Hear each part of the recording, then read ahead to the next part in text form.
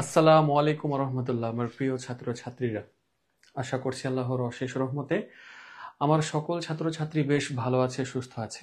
আজকে আমাদের আলোচ্য বিষয় আগে ক্লাস নাম্বারটা বলি। আজকে আমাদের ক্লাস নাম্বার হচ্ছে 5। এই 5 ক্লাস দিয়েই আমাদের 2.1 অধ্যায় শেষ হবে।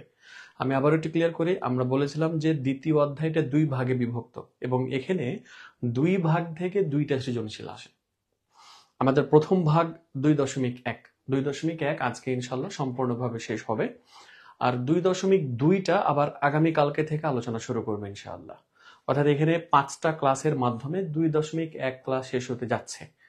আর আরো 3টা অথবা 2টা ক্লাসের মাধ্যমে 2.2 ক্লাসটা শেষ হবে ইনশাআল্লাহ। তাহলে এই দ্বিতীয় অধ্যায়টার পরিসমাপ্তি ঘটবে আগামী 2 দিন এর মধ্যে। আমার টার্গেট থাকবে আমাদের 2 অধ্যায়টাও সম্পূর্ণভাবে শেষ করে দেওয়ার, অর্থাৎ 2.1 এবং 2.2 সম্পূর্ণভাবে শেষ করে দেওয়ার আমার টার্গেট থাকবে ইনশাআল্লাহ। আমি শেষ করার চেষ্টা করব। এবার আসেন মাই ডিয়ার স্টুডেন্ট, আজকে আমরা আলোচনা কি করব।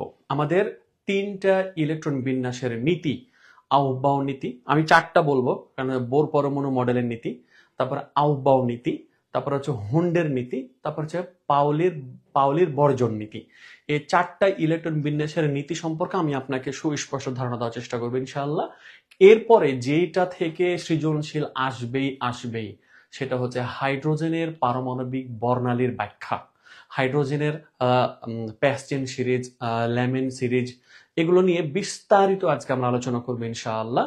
আর এমসিকিউ আলোচনা করবো আমরা 36-36টার ক্যাটাগরি, 36টা এমসিকিউ করবেন। আর আজকের ক্লাস বা আগের ক্লাসগুলো সম্পূর্ণভাবে করা মানে আপনি সবগুলো এমসিকিউ করতে পারবেন ইনশাআল্লাহ। এরপরে 4 ক্যাটাগরির আমরা সৃজনশীল আলোচনা করব, যাতে করে সম্পূর্ণভাবে আমার ছাত্রছাত্রীরা এই অধ্যায়টাকে খাইতে পারে। চলেন মাই ডিয়ার স্টুডেন্ট, আমরা প্রথমত আমাদের বোর পরমাণু মডেলের নীতিটা নিয়ে কথা বলবো, যদিও বা সেটা আলোচনা নেই। বোর পরমাণু মডেলের নীতি দিয়ে আপনার উদ্দীপক আসবে, তাই আপনাকে এটা জেনে রাখতে হবে। আমাদের বোর পরমাণু মডেলেরটা হচ্ছে যে এইরকম, অর্থাৎ যেটা গোল গোল করে ইলেকট্রন বিন্যাস করতাম আমরা। প্রথম শক্তি স্তরে যেখানে 2টা ইলেকট্রন থাকে, দ্বিতীয় শক্তি স্তরে যেখানে কি থাকে আমাদের 8টা ইলেকট্রন থাকে। তো যে কোনো কক্ষপথের ইলেকট্রন ধারণ ক্ষমতা সূত্র ছিল 2n²। এবার আসেন মাই ডিয়ার স্টুডেন্ট, বোর পরমাণু মডেল অনুযায়ী এইটাই, জাস্ট আর কিছু আমাদের এখান থেকে জানতে হবে না।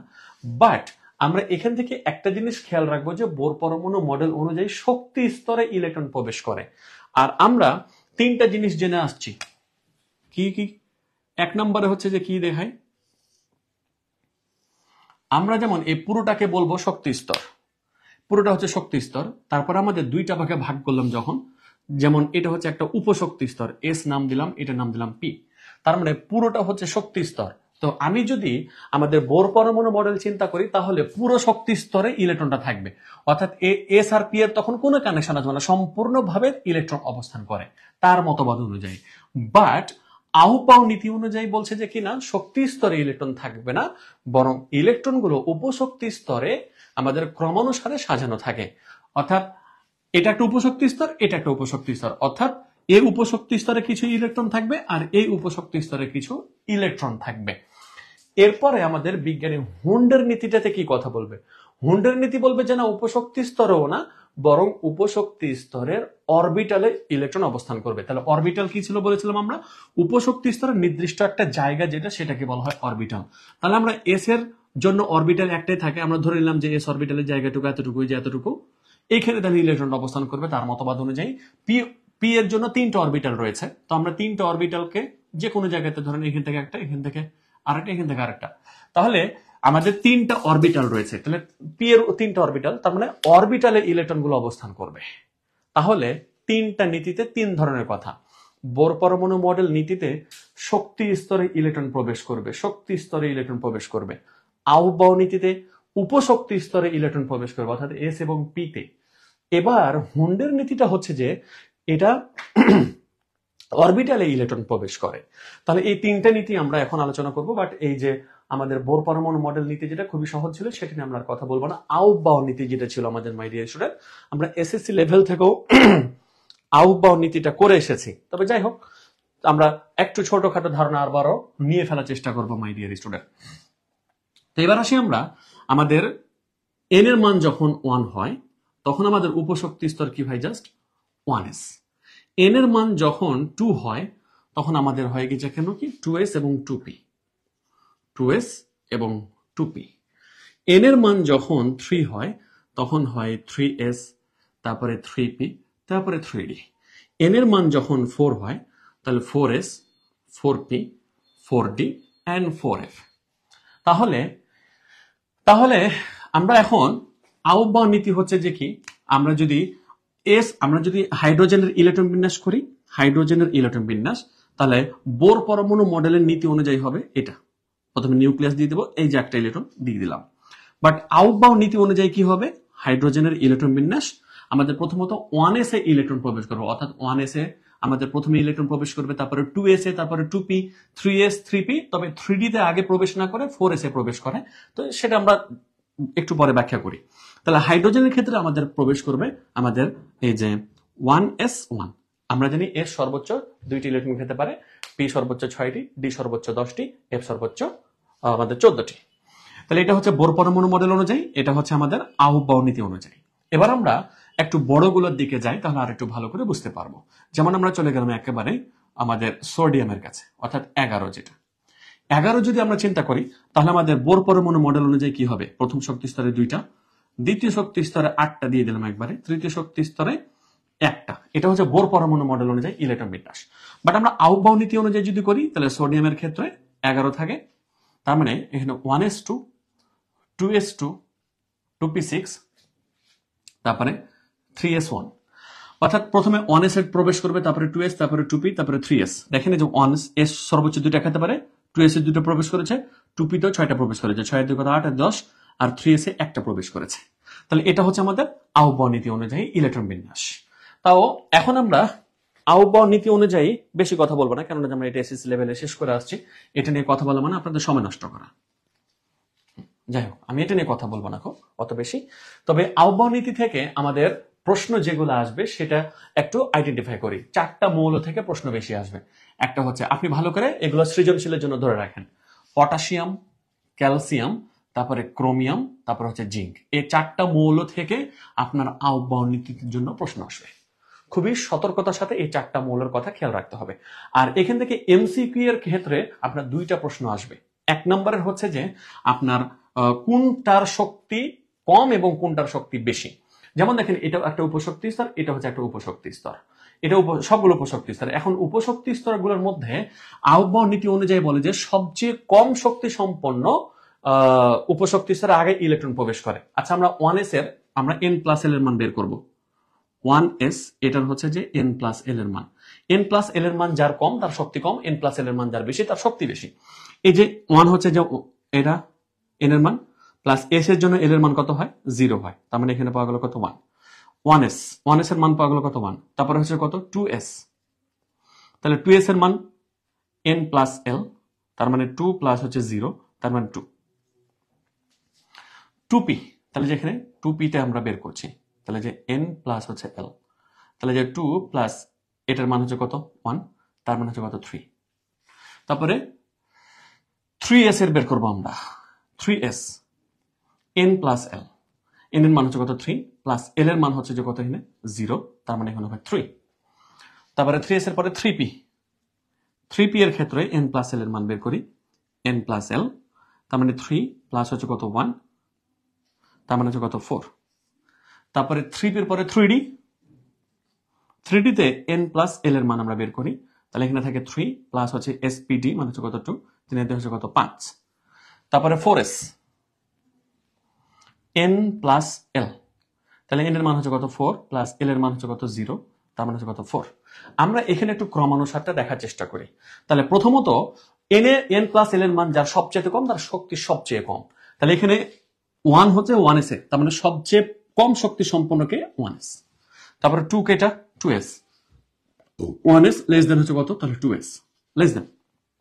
এবার দুটোর মানে তো 3 আছে, তাহলে যখন দুটোরই n+l এর মান সমান হবে, যার n এর মান কম তার শক্তি কম, যার n এর মান বেশি তার শক্তি বেশি। যেমন এখানে n এর মান 2, n এর মান 3, n এর মান 2 হওয়ার কারণে তার শক্তি কম, n এর মান 3 হওয়ার কারণে তার শক্তি বেশি, তার মানে 2p। আমরা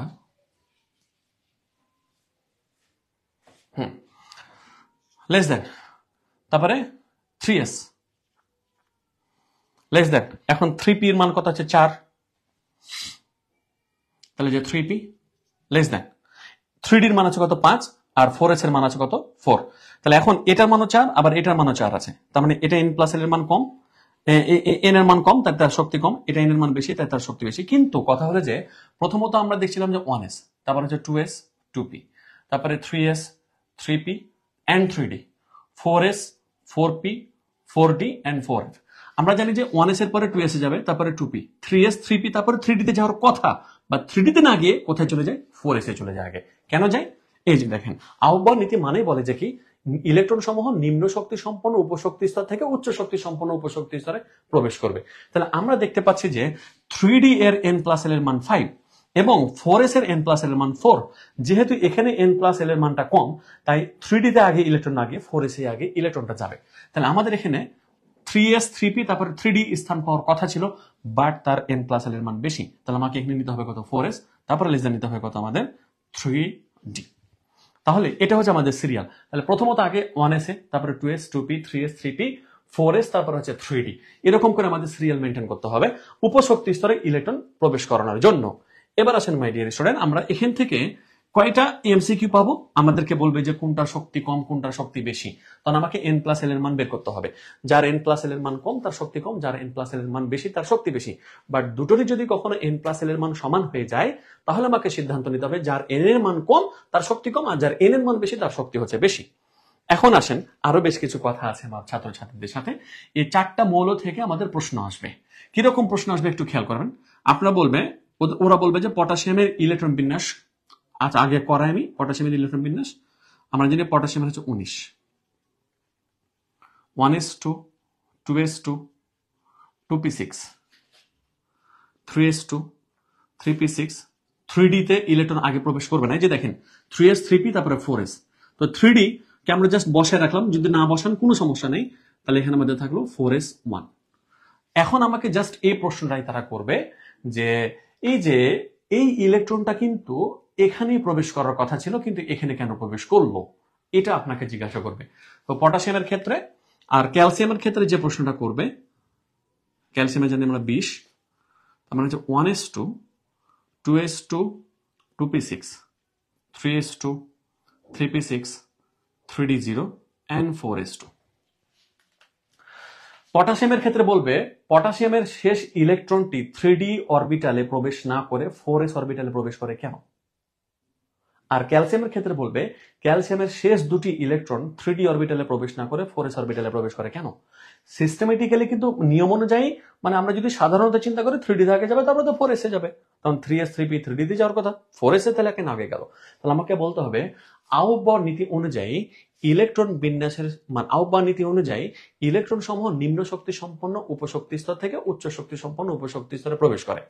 যে উপশক্তি স্তরের n প্লাস l এর মান কম তার শক্তি কম, যে উপশক্তি স্তরের n প্লাস l এর মান বেশি তার শক্তি বেশি। 3d এবং 4s এর n প্লাস l এর মান তুলনা করলে পাওয়া যায় 3d এর n প্লাস l এর মান 5, 4s এর n প্লাস l এর মান 4। যেহেতু 4s এর n প্লাস l এর মান 4, তাই এখানে n প্লাস l এর মান কম, তাই ইলেকট্রন আগে 4s অরবিটালে প্রবেশ করে, পরে 3d অরবিটালে প্রবেশ করে, তাই 4s অরবিটালে ইলেকট্রনটি প্রবেশ করেছে। একই রকম ভাবে ক্যালসিয়ামের উত্তরটা, তাহলে পটাশিয়াম আর ক্যালসিয়াম থেকে প্রশ্ন করবে যে এখানে 4s এ কেন ইলেকট্রনটা চলে যায়। আপনার জাস্ট উত্তর যে আমরা জানি যে অরবিটালের n প্লাস l এর মান কম তার শক্তি কম, আর আহ্বান নীতি মানে হলো নিম্ন শক্তি সম্পন্ন উপশক্তি স্তর থেকে উচ্চ শক্তি সম্পন্ন উপশক্তি স্তরে ইলেকট্রন প্রবেশ করবে। তাহলে এটার n প্লাস l এর মান কম ছিল তাই শক্তি কম, এটার n প্লাস l এর মান বেশি তাই শক্তি বেশি, তাই এখানে আগে ইলেকট্রন প্রবেশ করেছে, এখানে আগে ইলেকট্রন প্রবেশ করেনি। আচ্ছা, এবার ক্রোমিয়াম এন্ড জিঙ্ক থেকে আমাদের প্রশ্নগুলো কিরকম হবে। ক্রোমিয়াম আর জিঙ্ক দেখেন, এবার ক্রোমিয়াম হচ্ছে কত 24, 1s2 2s2 2p6 3s2 3p6 3d4 and 4s2। এটা সাধারণ। আর ব্যতিক্রম যেটা সেটা হচ্ছে এটা, chromium 24, 1s2 2s2 2p6 3s2 3p6 3d5 and 4s1। আপনাকে বলবে ক্রোমিয়ামের ইলেকট্রন বিন্যাসের ক্ষেত্রে এস অরবিটাল থেকে একটি ইলেকট্রন ডি অরবিটালে প্রবেশ করে কেন? আমাদের 3d4 আর এখানে আছে 4s2, তাহলে এই যে 4টা হয়ে গেছে 5 আর এটা 2 ছিল হয়ে গেছে 1। তাহলে আপনাকে এটাই প্রশ্ন করবে যে কেন 4s অরবিটাল থেকে একটি ইলেকট্রন 3d অরবিটালে প্রবেশ করে, কেন 3d অরবিটালে প্রবেশ করে। এবার আসেন মাই ডিয়ার স্টুডেন্ট, আমরা প্রশ্নগুলোর উত্তর কিভাবে দিব। আমরা জানি যে ডি অরবিটালের দুটি স্থিতিশীল অবস্থা রয়েছে, একটি হচ্ছে যে D5 আর একটা হচ্ছে যে D10। এফ এরও ঠিক একই রকম ভাবে দুটি স্থিতিশীল অবস্থা রয়েছে, F7 and F14। অর্থাৎ অর্ধপূর্ণ এটা পূর্ণ, অর্ধপূর্ণ পূর্ণ। অর্ধপূর্ণতে আমাদের কোন মৌলের অরবিটাল বা উপশক্তি স্তর আমরা বলতেছি এখানে, তো উপশক্তি স্তর সবচেয়ে বেশি স্থিতিশীলতা প্রদর্শন করতে পারে। তাহলে এখন আমরা অবশ্যই বলতে পারবো যে ডি অরবিটালে 4টি ইলেকট্রন থাকার কারণে সেটি অর্ধপূর্ণ লাভ করতে পারে না। কিন্তু যদি 4s অরবিটাল থেকে একটি ইলেকট্রন ডিতে প্রবেশ করে তাহলে ডি অরবিটাল অর্ধপূর্ণ হয়, যা ডি অরবিটালের স্থিতিশীল অবস্থা। তাই 4s অরবিটাল থেকে একটি ইলেকট্রন কোথায় চলে আসে? আমাদের 3d অরবিটালে চলে আসে। তবে আমরা একটু সুন্দর করে সাজিয়ে লিখবো কিভাবে, দেখেন আমরা বলতে পারি এরকম করে যে আমরা জানি ডি অরবিটালের দুটি স্থিতিশীল অবস্থা রয়েছে, একটি D5 অন্যটি D10।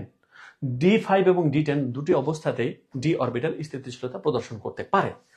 ক্রোমিয়ামের সাধারণ ইলেকট্রন বিন্যাস লক্ষ্য করলে দেখা যায় এর ডি অরবিটালে 4টি ইলেকট্রন এবং এস অরবিটালে 2টি ইলেকট্রন রয়েছে। এক্ষেত্রে ডি অরবিটাল কোন স্থিতিশীলতার অবস্থানে নেই। যদি 4s অরবিটাল থেকে একটি ইলেকট্রন ডি অরবিটালে প্রবেশ করে তাহলে ডি অরবিটাল অর্ধপূর্ণ অর্থাৎ স্থিতিশীলতা লাভ করে, তাই 4s থেকে একটি ইলেকট্রন ডি অরবিটালে চলে আসে। একই রকম ভাবে আপনার প্রশ্ন আসবে কাকে থেকে? জিঙ্ক থেকে। তাহলে জিঙ্কের হচ্ছে কত? 30। এখানে হবে যে 3d9 and 4s2। তো জিঙ্কের তখন ব্যতিক্রমী যে ইলেকট্রন বিন্যাসটা হবে সেটা হচ্ছে যে 3d10 and 4s1। তাহলে 9টা আছে মানে কি, আর একটা হলে 10টা হয়ে যাবে। তাহলে 10টা যখনই হয়ে যাবে তখন সে কি হয়ে গেল? স্থিতিশীলতার মধ্যে পড়ে গেল। তাই এই 4টা থেকে সবচেয়ে বেশি ইম্পর্টেন্ট ভাবে প্রশ্নগুলো আসবে মাই ডিয়ার স্টুডেন্ট। আর আরেকটা এখান থেকে এমসিকিউ আসবে কিভাবে? এমসিকিউ আসবে এভাবে যে জিঙ্কের ইলেকট্রন বিন্যাসের ক্ষেত্রে, যেমন এটা হচ্ছে প্রথম শক্তি স্তর, এটা দ্বিতীয় শক্তি স্তর, এটা তৃতীয় শক্তি স্তর। জিঙ্কের ইলেকট্রন বিন্যাসে ডি অরবিটালে কতটি ইলেকট্রন থাকে? 10টি। অপশনে কিন্তু 9টিও থাকবে। জিঙ্কের ইলেকট্রন বিন্যাসের ক্ষেত্রে ডি অরবিটালে অবশ্যই কয়টি থাকবে? 10টি ইলেকট্রন থাকবে। এটা কপার হবে, এটা আমি কি দিয়েছি, দুঃখিত, 29 কপার। তাহলে কপারের ডি অরবিটালে কতটি ইলেকট্রন থাকবে? কপারের ডি অরবিটালে থাকবে আমাদের, হ্যাঁ অনেকজনই বলেছে মনে হয় এটা, যাক, কপারের ডি অরবিটালে থাকবে আমাদের 10টি ইলেকট্রন। এইটা প্রশ্ন আসবে। এবার আসবে যে এখানে কপারের তৃতীয় শক্তি স্তরে কতটি ইলেকট্রন আছে। তৃতীয় শক্তি স্তর মানে এটা 10 আর 6 কত? 16 আর 2 কত? 18টি ইলেকট্রন রয়েছে। এরপর আরেকটা আছে কপার। আমাকে যখন বলবে কপার প্লাস, আমাকে বলবে যে কপার প্লাস, কপার প্লাসে কতটি মানে কপার প্লাসে ডি অরবিটালে কতটি ইলেকট্রন আছে। কপার প্লাস মানে কি? জাস্ট একটা ইলেকট্রন ত্যাগ হবে। এই একটা ইলেকট্রন ত্যাগ কোথা থেকে হবে? এই একটা ইলেকট্রন ত্যাগ হবে আমার সর্বশেষ কক্ষপথ থেকেই, অর্থাৎ এই ইলেকট্রন ত্যাগ হবে। তারপরও ডি অরবিটালে 10টি ইলেকট্রন থাকবে। এবার আমাকে যদি বলে কপার 2+, তাহলে এবার ডি থেকে একটা কমে যাবে, তার মানে 3d9 হয়ে যাবে। তখন ডি অরবিটালে 9টি ইলেকট্রন থাকবে। এবার আমার ছাত্রছাত্রীর কাছে প্রশ্ন, আপনারা এটা উত্তর করতে পারতেছেন কিনা সেটা এখন দেখার বিষয়। চলেন এবার আপনারা এখন এটা উত্তর করতে পারতেছেন কিনা যে Fe3+a ডি অরবিটালে কতটি ইলেকট্রন আছে সেটা আপনারা বলবেন। Fe3+a ডি অরবিটালে কতটি ইলেকট্রন থাকবে দেখি আপনারা বলেন এটা।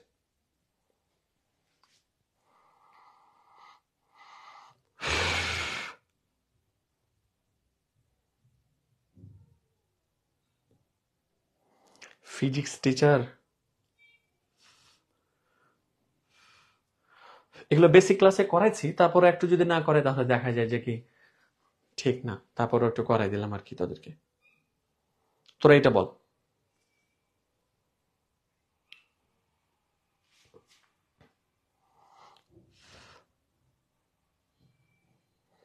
দেখি কে বলতে পারে। কিরে বাবা, তোর উত্তর করতেছিস না কেন? ফাতিমা বলেছে 3টি। হাই হাই, Fe3+-এ এবার আছেন আয়রন হচ্ছে কত 26, তাহলে Fe3+, তার মানে 1s2, 2s2, 2p6, 3s2, 3p6 and 3d, 4s2 তো আগে বসাই দিই, 2 আর 2 কত 4, 6 10, 12, 6 18, 19, 20, তাহলে থাকলো কত 26।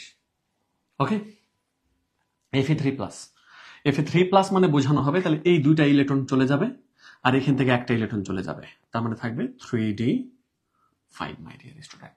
আমাদের অনেক ছাত্রছাত্রী মনে করে যে ডি অরবিটাল থেকে আগে ইলেকট্রন গুলো যাবে, 4s থেকে পরে যাবে, বাট না, সর্বশেষ শক্তিস্তর থেকে আগে ইলেকট্রন বের হবে, তারপরে আস্তে আস্তে তখন এই দিক থেকে বের হবে ইলেকট্রন গুলো। তাহলে Fe2+ যদি বলতো মাই ডিয়ার স্টুডেন্ট, Fe2+ যদি বলতো তাহলে ঘটনা কি হতো? তাহলে Fe2+ মানে এখানে কি ছিল আমাদের 3d6 and 4s2, তাহলে ডি অরবিটালে আমাদের 6টা ইলেকট্রনই থাকতো, তার মানে এই দুটো ইলেকট্রন চলে যেত। তাই Fe2+ এর ক্ষেত্রে 6টিই থাকে, বাট Fe3+ এর ক্ষেত্রে 3d তে কয়টা থাকে আমাদের 5টা। তাহলে এই ঘটনাগুলো থেকে কিন্তু আপনাদের কি আসবে, এমসিকিউতে পরীক্ষাটা আসবে। আচ্ছা, এবার আরেকটা কথা আছে, এখানে আরেকটা কথা আছে, সেটা হলো যে আপনার কিছু কিছু ক্ষেত্রে দেখবেন যে এরকম লেখা আছে, আর্গন লেখা আছে না? হ্যাঁ, তো আমি আগে একটা ইলেকট্রন বিন্যাস দিয়ে বুঝাই আমার ছাত্রছাত্রীদেরকে, যেমন যে 1s2, 2s2, 2p6, 3s2, 3p6, 3d10 and 4s2। এখন দেখেন তো মাই ডিয়ার স্টুডেন্ট, 2 আর 2 কত 4, 4 6 10, আর 2 হচ্ছে কত 12, তার মানে জাস্ট এই যে এখান থেকে এতটুকু, এখান থেকে এতটুকু মানে কার, ম্যাগনেসিয়াম, 12 না? তাহলে এখন এখানে দিয়ে দিবে কি, জাস্ট এই যে ম্যাগনেসিয়াম দিয়ে দিবে, তারপরে দিয়ে দিবে আপনাকে 3p6 and 3d10 and 4s2, এরকম করে থাকবে। তখন অনেক ছাত্রছাত্রী চিন্তা করে, স্যার এটা আবার কোন মৌলের ইলেকট্রন বিন্যাস? ম্যাগনেসিয়াম মানে চিন্তা করে নিতে হবে, এখানে 12টা অলরেডি আছে, 12 আর 6 কত 18, 20 আর 10 30, তার মানে এটা হচ্ছে জিঙ্কের ইলেকট্রন বিন্যাস। তার মানে আপনাকে এটা আরো অনেক ভাবে দিতে পারে, যেমন আপনার এতটুকু পর্যন্ত যদি নেই, 12 6 কত 18, তাহলে এটা 18 না? তাহলে যেখানে দিয়ে দিবে কত আর্গন, অর্থাৎ এখান থেকে এতটুকু পর্যন্ত আর্গনের হয়, তারপরে 3d10, তাহলে যে 3d কি দিয়ে দিবে 10 and 4s2। তার মানে এখন এটা দেখে আপনাকে চিন্তা হবে যেটা আসলে কি, এটা হচ্ছে আসলে কি জিঙ্ক, এটা হচ্ছে জিঙ্ক। আচ্ছা, তো এই হচ্ছে আমাদের আউফবাউ নীতি। এবার আসবে আমাদের হুন্ডের নীতি। হুন্ডের নীতিটার ক্ষেত্রে আপনাকে প্রথমে একটা কথা খেয়াল রাখতে হবে যে হুন্ডের নীতির জন্য এস অরবিটাল নিয়ে কোনো কথা নাই, এস অরবিটাল নিয়ে তার কোনো কথা নাই, পি থেকে তার কাহিনী শুরু হয়েছে। এবার আসি মাই ডিয়ার স্টুডেন্ট, আমরা জানি এস যদি হয় তাহলে সেটা হচ্ছে একটা উপশক্তি স্তর। আউফবাউ নীতি আমরা সরিয়া দিয়ে উপস্থাপন করছি, আর এদিকে আমরা উপস্থাপন করব বিজ্ঞানী হুন্ড দিয়ে। এস অরবিটালে দুটি ইলেকট্রন থাকে, আউফবাউ নীতি অনুযায়ী s2, হুন্ডের নীতি অনুযায়ী কি হবে s2, মানে এস অরবিটাল নিয়ে কোনো কথা নাই।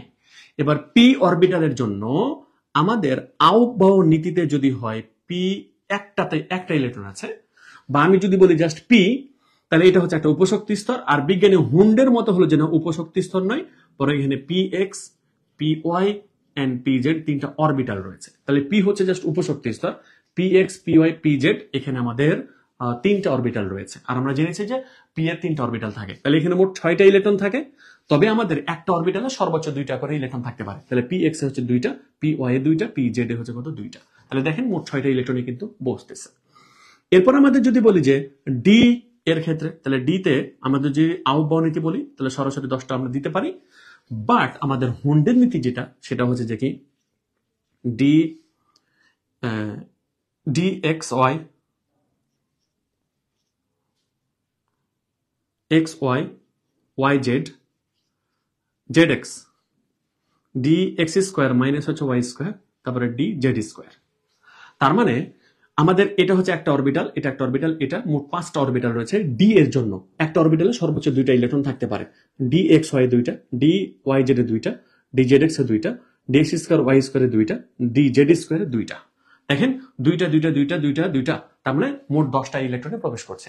তাহলে আউবাউ নীতি আর হুন্ডে নীতির মধ্যে পার্থক্যটা হচ্ছে কোন জায়গাতে, এই জায়গাতেই, যে তিনি সরাসরি, মানে তিনি বলবো না, তখন এটা তো কোনো বিজ্ঞানী নাম না, মানে আউবাউ নীতিতে সরাসরি আমাদের উপশক্তি স্তরে ইলেকট্রন প্রবেশ করতে পারে, কিন্তু এখানে বলে যে কি উপশক্তি স্তরে নয়, বরং এগুলো অরবিটালে ইলেকট্রন প্রবেশ করবে।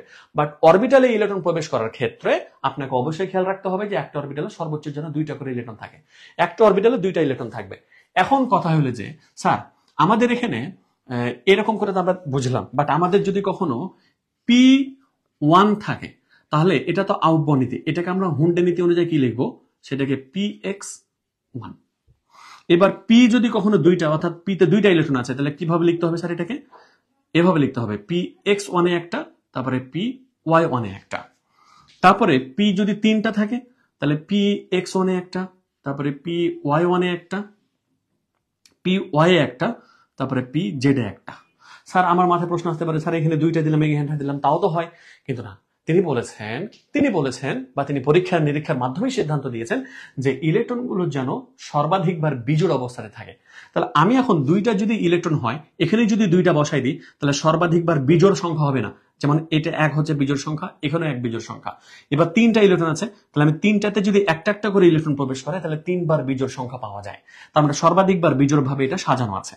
এবার পিতে যদি 4টা থাকে, তাহলে এই যে PX, তারপরে PY আর PZ দিয়ে দিলাম। তাহলে এখন 4টা যেহেতু আছে, তাহলে এখানে 2টা দিব, এখানে একটা দিব, এখানে একটা দিব। তাহলে কি হবে, এখানে আমাদের জোড় থাকলো, এটা বিজোড়, এটা বিজোড়। এবার পিতে যদি 5টা থাকে, PX, PY and PZ, তাহলে এখানে 2টা দেব, এখানে 2টা দেব, এখানে একটা দিব, অর্থাৎ এটা হচ্ছে বিজোড়, এটা হচ্ছে বিজোড়। এরপরে হচ্ছে যে P6 যদি হয় কখনো, তাহলে যে PX, তারপরে PY, তারপরে হচ্ছে PZ। এবার PX এ 2টা, PY এ 2টা, PZ এ হচ্ছে 2টা। ইলেকট্রনগুলো X এর উপরে, Y এর উপরে, Z এর উপরে বসাতে হবে। আচ্ছা, এই হলো আমাদের কাহিনী আমাদের P অরবিটালকে নিয়ে। এবার D এর ক্ষেত্রেও ঠিক একই রকম ভাবে বসবে। আমাদের যে D এর কথা যদি চিন্তা করি, তাহলে D, আমি এইদিকে দেখাই, এটা D এর কথা বলছি, তাহলে D1 আছে, তার মানে আমাদের ক্ষেত্রে কি হবে, তাহলে DXY, তারপর হচ্ছে 1। এবার D তে মনে করেন 2টা আছে, তাহলে DXY, তারপরে DYZ, তাহলে এখানে একটা বসবে, এখানে একটা বসবে। D তে মনে করেন 3টা আছে, তাহলে DXY, তারপরে DYZ, তারপরে DZX, তাহলে এখানে একটা, এখানে একটা, এখানে একটা। মানে এইভাবে আস্তে আস্তে ভাঙতে ভাঙতে বসতে থাকবে।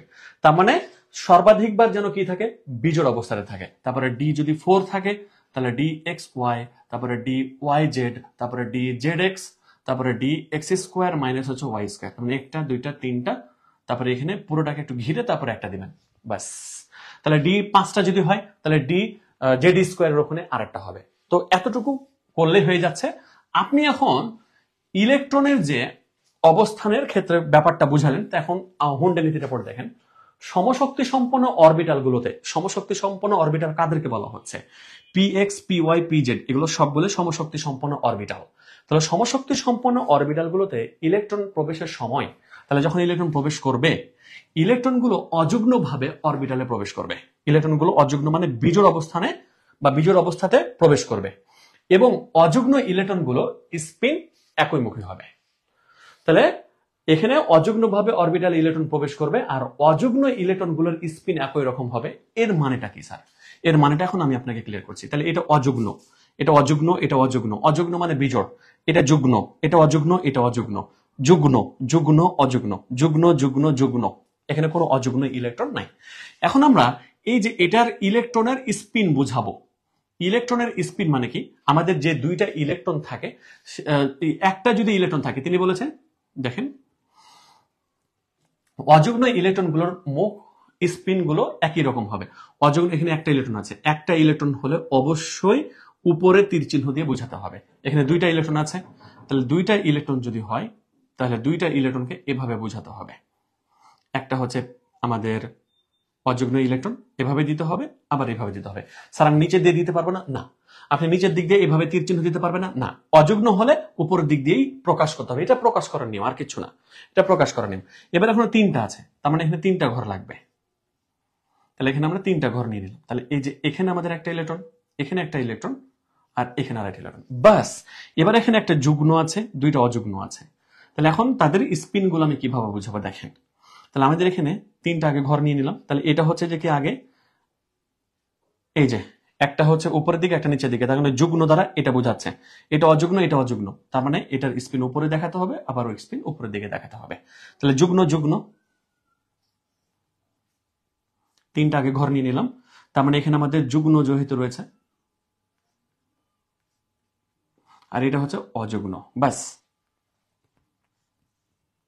এবার এখানে 3টায় যুগ্ন রয়েছে, তার মানে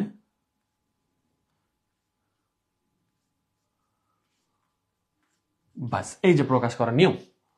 এখন কথা হলো মাই ডিয়ার স্টুডেন্ট, বিভিন্ন বইয়ে আপনারা এই চিহ্ন না থাকলে ধরেন আপনি একদিকে তীর চিহ্ন থাকতে পারে, এরকম করে একই কথা, কোনো সমস্যা নেই।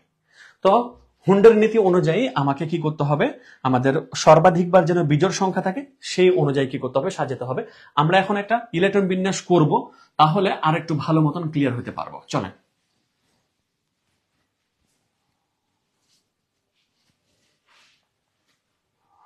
এবার আমরা আমাদের সেই চিরচেনা চিরচেনা চিরচেনা আমাদের কি নিব, ক্রোমিয়ামই নিই, যাতে করে একটু বড় গুলো ভালো হয়। ক্রোমিয়াম হচ্ছে কত, 24। আমাদের আউপাও নীতি অনুযায়ী ইলেকট্রন বিন্যাস 1s2, 2s2, 2p6, 3s2, 3p6, 3d5 and 4s1। এটা হচ্ছে যে ব্যতিক্রমী ইলেকট্রন বিন্যাস, একটু আগে দেখালাম আউপাও নীতি অনুযায়ী। এখন আমরা হুন্ডের নীতি অনুযায়ী করবো এটাকে ইলেকট্রন বিন্যাস। তাহলে যে হুন্ডের নীতি অনুযায়ী, এই যে হুন্ডের নীতি অনুযায়ী এস নিয়ে তার কোনো কথা নাই, তাহলে এটা থেকে যাবে ওভাবে, অর্থাৎ যে 1s2, তারপরে যে 2s2 থেকে গেল।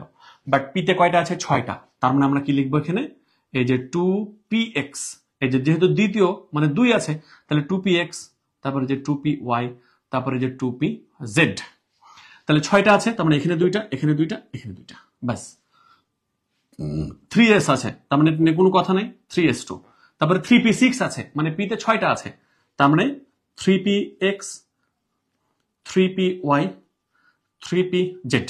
এখানে 2টা, এখানে 2টা, এখানে 2টা। তারপরে 4s1 আছে, এটা নিয়ে আমাদের 3d5 আছে, তার মানে হবে কি 3d xy, 3d yz, 3d zx, 3d x square minus y square, 3d z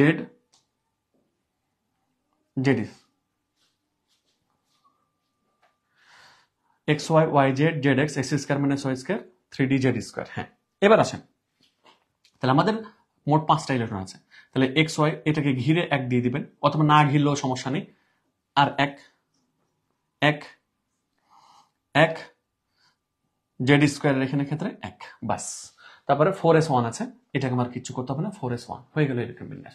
তার মানে আউপাও নীতি অনুযায়ী আমাদের এইভাবে, অর্থাৎ উপশক্তি স্তরে ইলেকট্রনগুলো প্রবেশ করেছে, আর হুন্ডের নীতি অনুযায়ী আমাদের অরবিটালে ইলেকট্রনগুলো কি করেছে, প্রবেশ করেছে। আমি আশা করছি আমার ছাত্রছাত্রীকে বোঝাতে পেরেছি। আমাকে একটু জানাবেন যে বিষয়টা সম্পর্কে আমার ছাত্রছাত্রী ক্লিয়ার হলো কিনা, একটু ক্লিয়ার করবেন প্লিজ।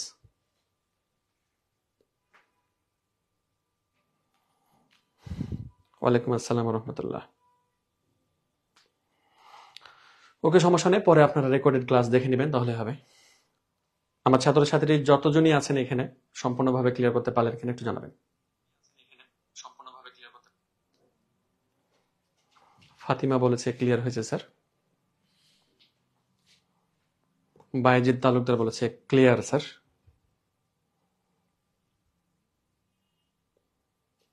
কালিমা তাইবা বলেছে ক্লিয়ার। হাসিবুল ইসলাম বালি বলেছে ক্লিয়ার স্যার। জুলহাস ক্লিয়ার জানিয়েছে। মাহিয়াম জি স্যার আলহামদুলিল্লাহ ক্লিয়ার। আচ্ছা, এখন আসে, তাহলে আমাদের এটার যদি ইলেকট্রন বিন্যাস আমাদের ওই বোর পরমাণু মডেল দিয়ে করতাম, তাহলে আমাকে গোল গোল দিয়ে করতে হতো। গোল গোল গোল গোল মানে হচ্ছে যে কি আমাদের বোর পরমাণু মডেল। তারপরে আমাদের উপশক্তি স্তর দিয়ে মানে কি আমাদের হচ্ছে আউপাও নীতি। অরবিটাল দিয়ে মানে কি হুন্ডের নীতি, বিজ্ঞানী হুন্ড। আচ্ছা, এবার ফাইনালি আর একটা নীতি আছে, সেটা হচ্ছে যে আমাদের পাউলির বর্জন নীতি। পাউলির বর্জন নীতিটা আসলে কি, চলেন আমরা এখন পাউলির বর্জন নীতি নিয়ে আলোচনা করবো ইনশাআল্লাহ।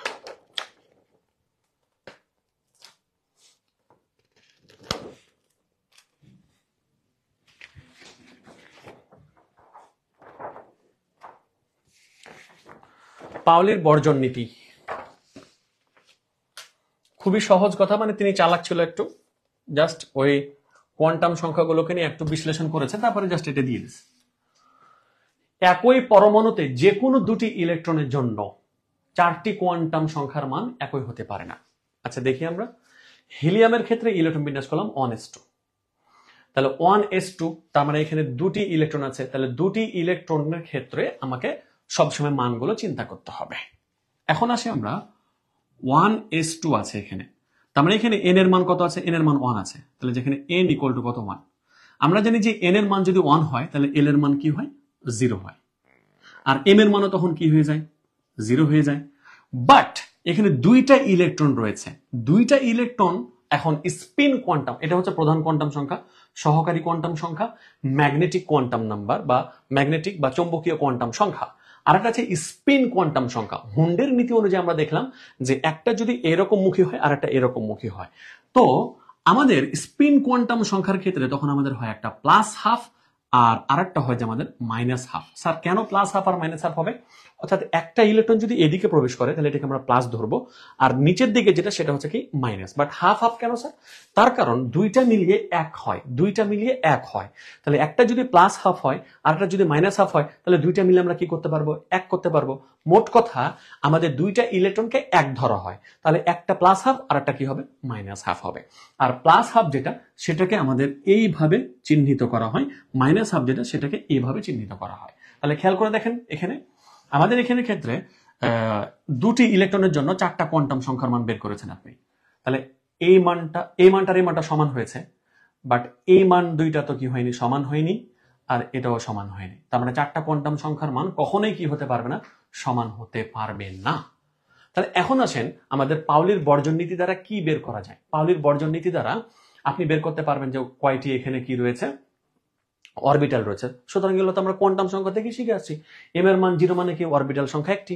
এম এর মান যদি কখনো আপনার 1 হয় তাহলে অরবিটাল সংখ্যা কতটি পাওয়া যায়? 3টি পাওয়া যায়। 1 মানে কি? 0 প্লাস 1 মাইনাস 1, তাহলে 3টি পাওয়া যায়। তার মানে পাউলির বর্জন নীতি থেকে আমরা বলতে পারি যে এখান থেকে অরবিটাল সংখ্যা পাওয়া যায়, আর অরবিটাল যদি পাওয়া যায় তাহলে সেক্ষেত্রে কতটি ইলেকট্রন থাকবে সেটাও পাওয়া যাবে, সেটাও পাওয়া সম্ভব। এখন আসেন আমাদের এই পাউলির বর্জন নীতি অনুযায়ী আমাদের, আচ্ছা ওটা সৃজনশীল যেহেতু আমি দিয়েছি, সৃজনশীল আলোচনা করে দিব। এই পাউলির বর্জন নীতি থেকে সৃজনশীল কিন্তু আসে, সুতরাং খুব ভালো করে একটু নজর রাখেন এগুলো। হ্যাঁ, চলো এরপরে আমরা যে টপিক থেকে সৃজনশীলের প্রশ্ন আসবে সেই টপিক নিয়ে এখন আমরা প্রবেশ করতে যাচ্ছি মাই ডিয়ার স্টুডেন্ট। আর এখানে কিছু মুখস্থ বিদ্যা রয়েছে, সেগুলো হচ্ছে যে কি মানে কোন আলোর তরঙ্গ দৈর্ঘ্য কত সেটা একটু মুখস্থ করে রাখতে হবে আপনাদেরকে। আসেন এবার হাইড্রোজেন পরমাণু বর্ণালী।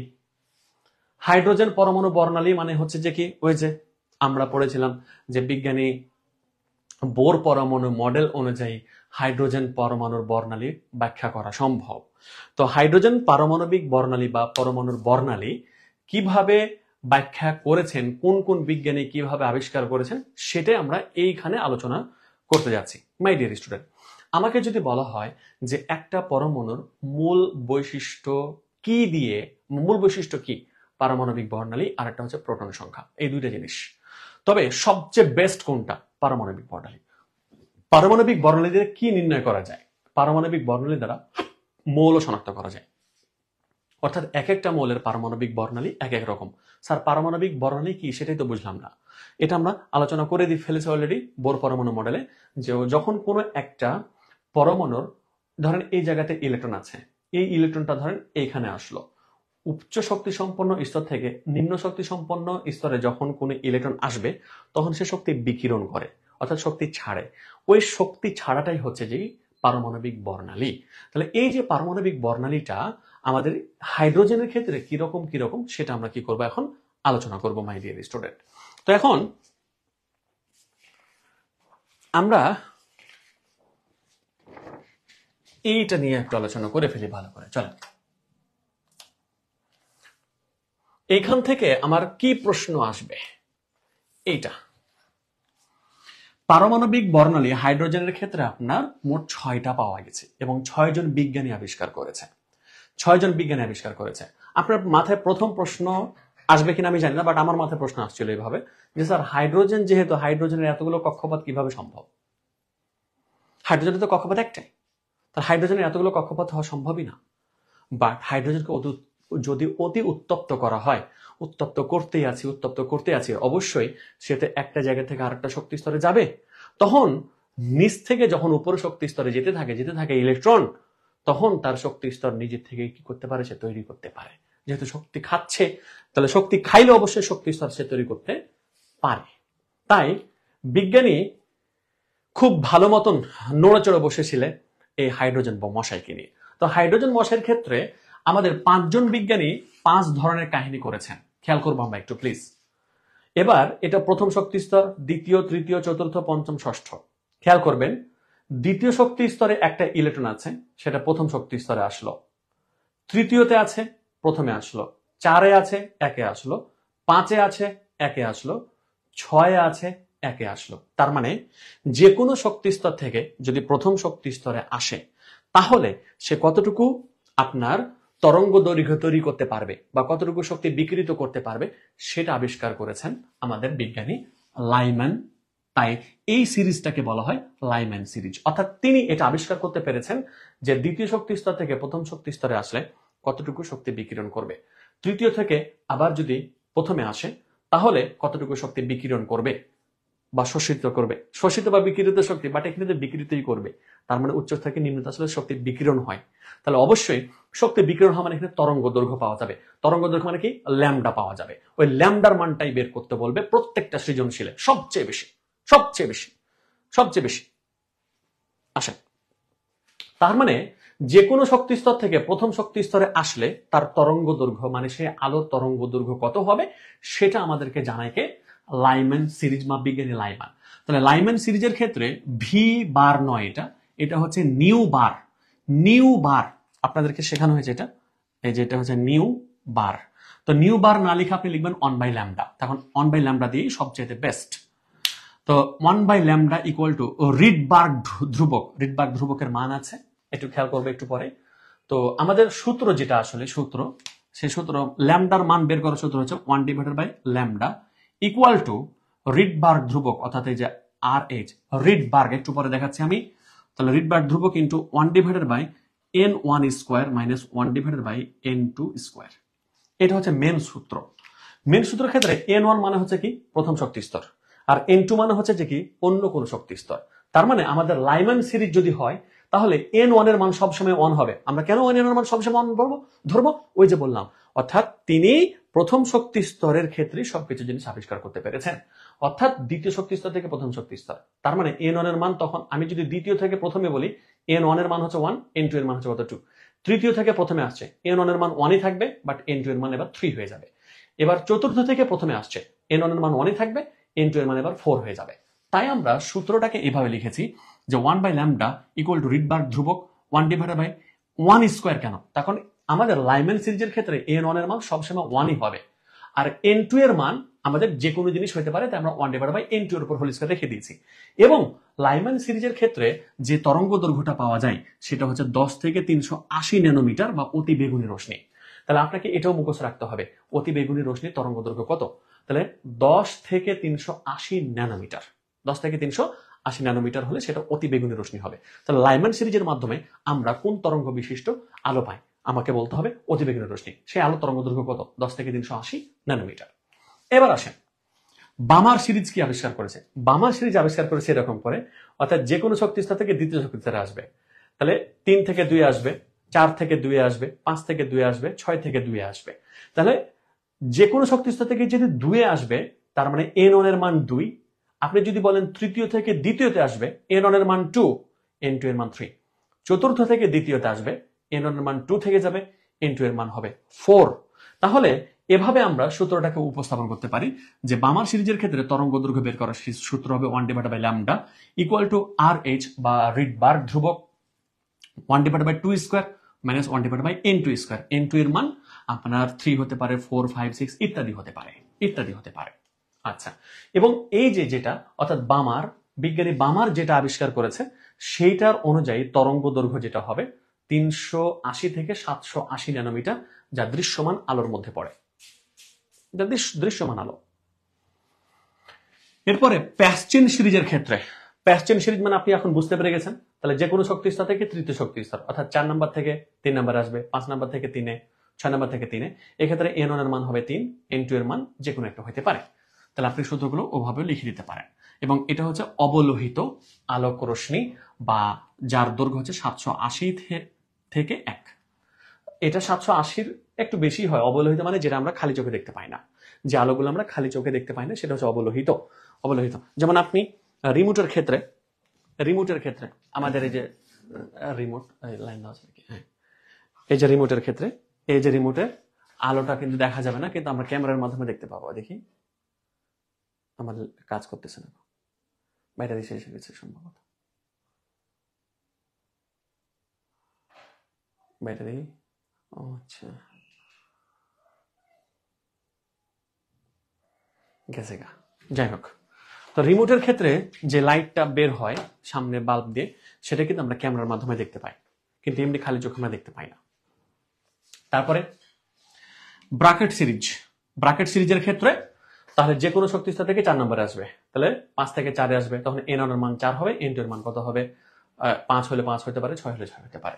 তখন আমরা রিডবার্গ ধ্রুবক 1 ডিভাইডেড বাই n1 স্কয়ার, মানে n1 এর মান 4 হবে, তো তাই 4 স্কয়ার লিখে দিয়েছি, -1/n2 এর উপর হোল স্কয়ার। তারপরে ফান্ড ধ্রুবক আছে, তারপরে harm fresh, not farm fresh, এটা হচ্ছে হার্ম ফ্রেশের ক্ষেত্রে তার মানে যে কোনো শক্তি স্তর থেকে কোথায় আসবে? আমাদের ষষ্ঠ শক্তি স্তর। বাট এটা থেকে প্রশ্ন আসেই না, তার মানে এতগুলো আর বাইরে শক্তি স্তর করা সম্ভব খুব কম, তাই ফার্ম ফ্রেশ হয়ে থাকো তুমি বাবা, দরকার নেই। তার মানে বোর পরমাণু মডেল এর ক্ষেত্রে হাইড্রোজেন পরমাণু বর্ণালী যেটা, সেক্ষেত্রে আমাদের মোটমাট 6 জন বিজ্ঞানী অবদান রেখেছেন। একজন বিজ্ঞানী লাইম্যান, আরেকজন হচ্ছে বামার, পাশ্চেন, ব্রাকেট, ফান্ড, হামফ্রেশ। তাহলে এখন এই 6 জন বিজ্ঞানীর ক্ষেত্রে তারা ডিফারেন্ট ভাবে জিনিসগুলো কি করেছে, আবিষ্কার করেছে। এখন এখান থেকে আমাদের প্রশ্নগুলো কিরকম হবে সেটা আমরা এখন একটু পরে সৃজনশীল গুলো করাবো, যেহেতু সৃজনশীল গুলোতে আমি এগুলো সবগুলো করে রেখেছি, সুতরাং এখন আবার করালে সৃজনশীল করাতে হবে, সময় নষ্ট হবে আমাদের। তো আমরা এখন এই যে রিডবার্গ ধ্রুবক বারবারই যে বললাম, এই রিডবার্গ ধ্রুবকের মান কত, তাহলে এই মানটা আমাদেরকে যদি জানা থাকে, তাহলে আমরা অঙ্কতে বারবার সুন্দর করে কি করে দিতে পারবো, বসায় দিতে পারবো। চলে আমরা সেগুলো এখন দেখার চেষ্টা করব।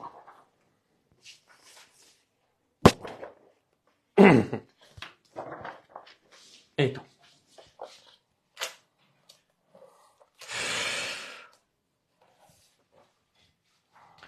আমাদের 1 divided by lambda equal to Rydberg ধ্রুবক 1 divided by n1 square minus 1 divided by n2 এর উপর হোল স্কয়ার। রিডবার্গ ধ্রুবকের মান কত? m ইনভার্স 1, এটা মিটারেই সবসময় আমাদের মান বসাইতে হয়, 1.09678 ইন্টু 10 টু দি পাওয়ার 7। আর যদি সেন্টিমিটারে রাখতে চান তাহলে আপনাকে এই মানটা মুখস্থ রাখতে হবে। তবে আমরা তো মিটারে সবসময় মান বসাবো, এটা মনে রাখবেন। আর মিটারকে সেন্টিমিটার বানাতে চাইলে আমরা 100 দিয়ে গুণ করে দিতে পারি, তাহলে খেলা শেষ। আচ্ছা, এবার n1 মানে প্রথম শক্তি স্তর, n2 মানে অন্য যে কোনো একটা শক্তি স্তর, যেটা আমরা একটু আগেই আলোচনা করলাম প্রত্যেকটা বিষয়কে নিয়ে। আচ্ছা, এরপরের টপিকে আমরা যাব। চল,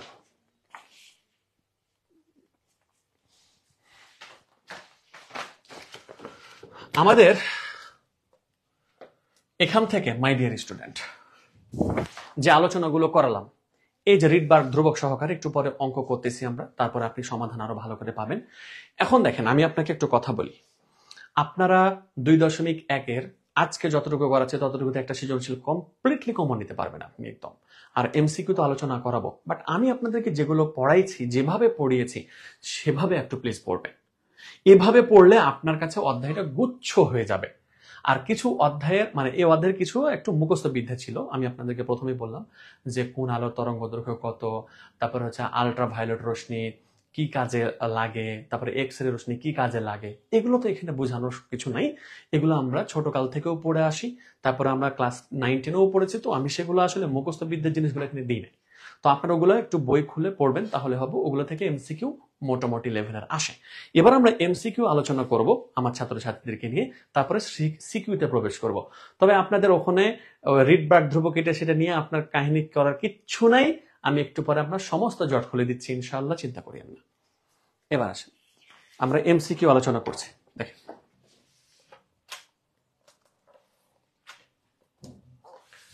কোন কণিকার স্থায়িত্ব সবচেয়ে কম? ইলেকট্রন, প্রোটন, নিউট্রন নাকি মেসন? আমরা জানি একটা পরমাণু তিনটা হচ্ছে স্থায়ী কণা, electron, proton, neutron. Pion, muon, meson, neutrino, anti neutrino, এগুলো সবগুলো হচ্ছে অস্থায়ী। অস্থায়ী তার মানে স্থায়িত্ব সবচেয়ে কম কোনটার হবে? Meson is right answer. এরপরে কোনটি কম্পোজিট কণিকা? Meson, neutrino, alpha, deuteron. আমরা পড়েছিলাম, এগুলো আমি সবগুলো পড়েছি। আমি যে বোর্ড প্রশ্নগুলো সবগুলো বিশ্লেষণ করলাম, এমসিকিউ গুলো বিশ্লেষণ করলাম, আমি খুব খুশি হয়েছি যে আমার ছাত্রছাত্রীদেরকে আমি যেভাবে পড়াইছি আমি সেগুলোই দেখলাম সরাসরি একেবারে এমসিকিউতে, এন্ড সৃজনশীল এরকম করে আসবে। আপনি একেবারে টেনশন ছাড়া থাকেন, টেনশন ছাড়া থাকেন। আলফা এবং ডিউটেরন দুটোই কিন্তু আনসার ছিল, আমি দুটোই রেখেছি অপশনে। অনেকজন এবার একটা চয়েস করতে পারে, দ্যাটস ওয়াই। আলফা রশ্মির আপেক্ষিক চার্জ কত? +2। আলফা মানে কি? হিলিয়াম থেকে দুটি ইলেকট্রন বের করে নেওয়া, তাই না? তাহলে হিলিয়াম তখন দ্বিধনাত্মকে পরিণত হয়, তাহলে হিলিয়াম 2+। আমরা অবশ্যই আমাদের কি হয়? চার্জ হচ্ছে +2। হিলিয়াম থেকে দুটি ইলেকট্রন বের করে নিলে যেটা তৈরি হয় সেটা তো আলফা কণা, তাহলে আলফা কণা চার্জ হবে +2। প্রোটনের প্রকৃত ভর কত? মুখস্থ রাখতে হবে, যেটা আমি অলরেডি আপনাকে দিয়েছি। ইলেকট্রন, প্রোটন, নিউট্রন যে কোনো একটা আসতে পারে, যে কোনো একটা। এবার পরমাণুর কোন দুটি কণিকা পরস্পর সমান হয়? অর্থাৎ পরমাণুর ক্ষেত্রে দুইটা কণিকা সবসময় সমান হয়, ইলেকট্রন এবং প্রোটন, কিন্তু চার্জিত ছাড়া। এগুলো সব শেখানো হয়েছে। ইলেকট্রন সংখ্যা যত থাকে প্রোটন সংখ্যা ততই থাকে। যেমন আপনি যদি বলেন যে অক্সিজেনের প্রোটন সংখ্যা কত? 8টা, 8টা, তাহলে আমাদের ইলেকট্রন সংখ্যা কত? 8টা। তারপরে আমাদের হচ্ছে যে সোডিয়ামের প্রোটন সংখ্যা কত? 11টা, ইলেকট্রন সংখ্যা কত? 11টা। তার মানে তার প্রোটন সংখ্যা এবং ইলেকট্রন সংখ্যা কি থাকে? সমান থাকে।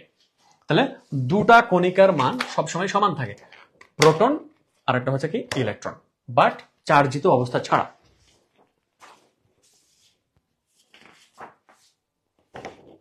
মাশাআল্লাহ।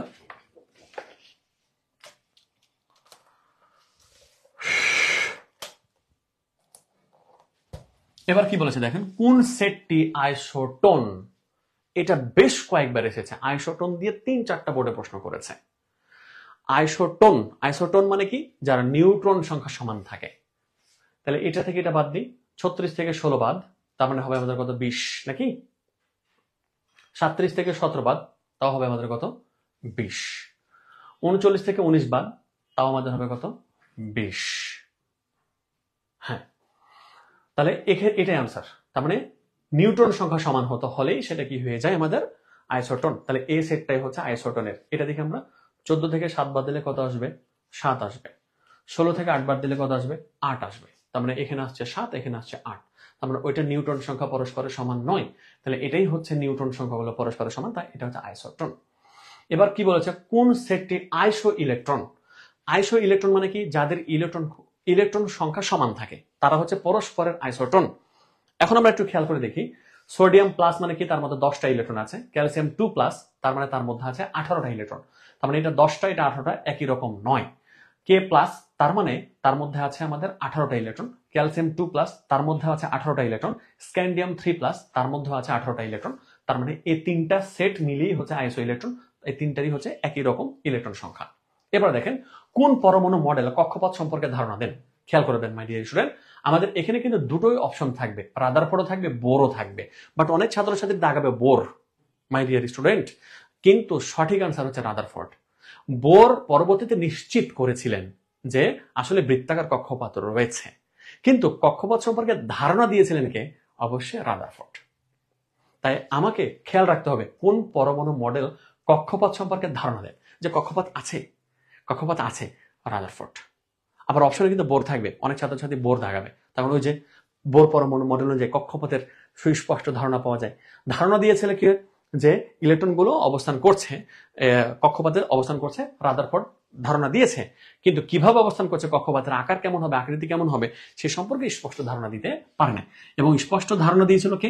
বোর। তাই আমরা সঠিক আনসারটা বোঝার চেষ্টা করব। এবার আসেন, কোনটি আলফা কণা? এটা খেয়াল রাখবেন, আলফা কণা মানে কি? হিলিয়াম 2+, আর হিলিয়াম 2+ এ কে থাকে? জাস্ট 2টা প্রোটন থাকে এন্ড 2টা নিউট্রন থাকে, তার মধ্যে কোনো ইলেকট্রন থাকে না। তাই এটা দিয়েও অপশনে আসতে পারে 2টি নিউট্রন আর 2টা প্রোটন, তার মানে সেটা হচ্ছে আলফা কণা। আলফা কণা বিচ্ছুরণ পরীক্ষায় স্বর্ণপাতের পুরুত্ব কত ছিল? 0.3টা জিরো, তারপরে হচ্ছে যে কত? 4 সেন্টিমিটার, 0.0004 সেন্টিমিটার, অথবা 0.1234 জিরো, তারপরে হচ্ছে 4 মিটার। তার মানে সেন্টিমিটার দিয়েও আসতে পারে, আবার মিটার দিয়েও আসতে পারে। সেন্টিমিটারকে আপনি যদি মিটার বানাতে চান তাহলে সেটাকে 100 দিয়ে ভাগ করে দিলে উত্তর চলে আসবে। আচ্ছা,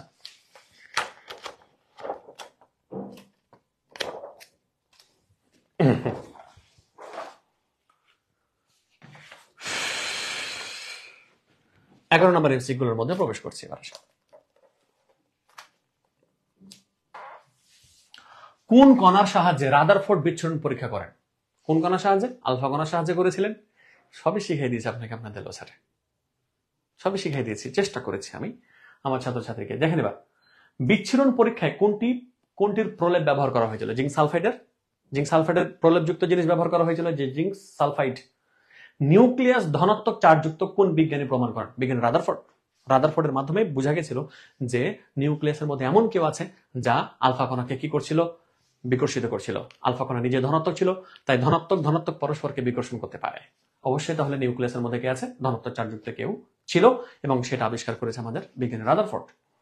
কোয়ান্টাম সংখ্যা বাড়লে কোনটি ঘটে? এই তিনটাই ঘটে, তাই তিনটাই অপশনে থাকতে পারে কখনো কখনো।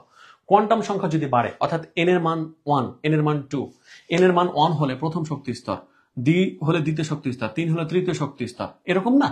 তাহলে এখন দেখেন, এন এর মান যদি বাড়ে, কোয়ান্টাম সংখ্যা যদি বাড়ে, কেন্দ্রমুখী বল কমে যাবে। তাহলে কোয়ান্টাম সংখ্যা এন এর মান মনে করেন 3, এন এর মান 2, এন এর মান 1, এটা নিউক্লিয়াস। এখন দেখেন, এন এর মান 1 হওয়ার কারণে এই নিউক্লিয়াসের সাথে এই ইলেকট্রনের আকর্ষণ বলটা বেশি, মানে কেন্দ্রমুখী বলও বেশি। এন এর মান যখন 2, তখন এটার সাথে এই নিউক্লিয়াসের আকর্ষণ আরো কমে যাবে। এন এর মান যখন 3, এটার সাথে এটার আকর্ষণ কমে যাবে, তার মানে কেন্দ্রমুখী বল কমে যাবে। এটার সাথে এটা আকর্ষণ হচ্ছে কেন্দ্রমুখী, তাহলে কেন্দ্রমুখী বল কমে যাবে। এবার পরমাণুর আকার বড় হবে, দেখেন তো পরমাণুর আকার আস্তে আস্তে বড় হচ্ছে। ইলেকট্রনের সাথে নিউক্লিয়াসের আকর্ষণ কমে যাবে, ইলেকট্রনের সাথে নিউক্লিয়াসের আকর্ষণ কমে যাবে, এখানে কমে যাবে হবে। আচ্ছা, এরপরে এমসিকিউ বলতে যাও। অনেক ছাত্রছাত্রী আবার ভাবতেছে যে দ্বিতীয় অধ্যায় মনে হয় শেষ। না, 2.1 শেষ বাবা, 2.2 আগামীকাল থেকে শুরু হবে ইনশাআল্লাহ।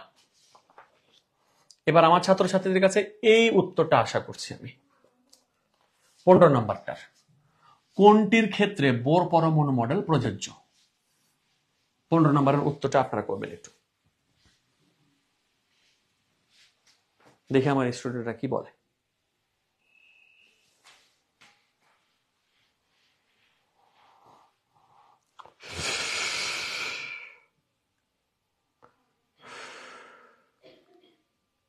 পনেরো নম্বরটা, কোনটির ক্ষেত্রে বোর পরমাণু মডেল প্রযোজ্য?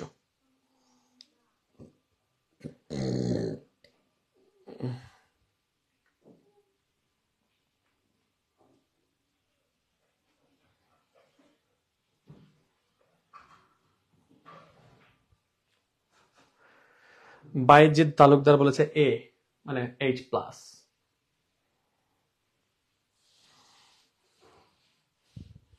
চোয়া মনি বলেছে এ। আর কেউ?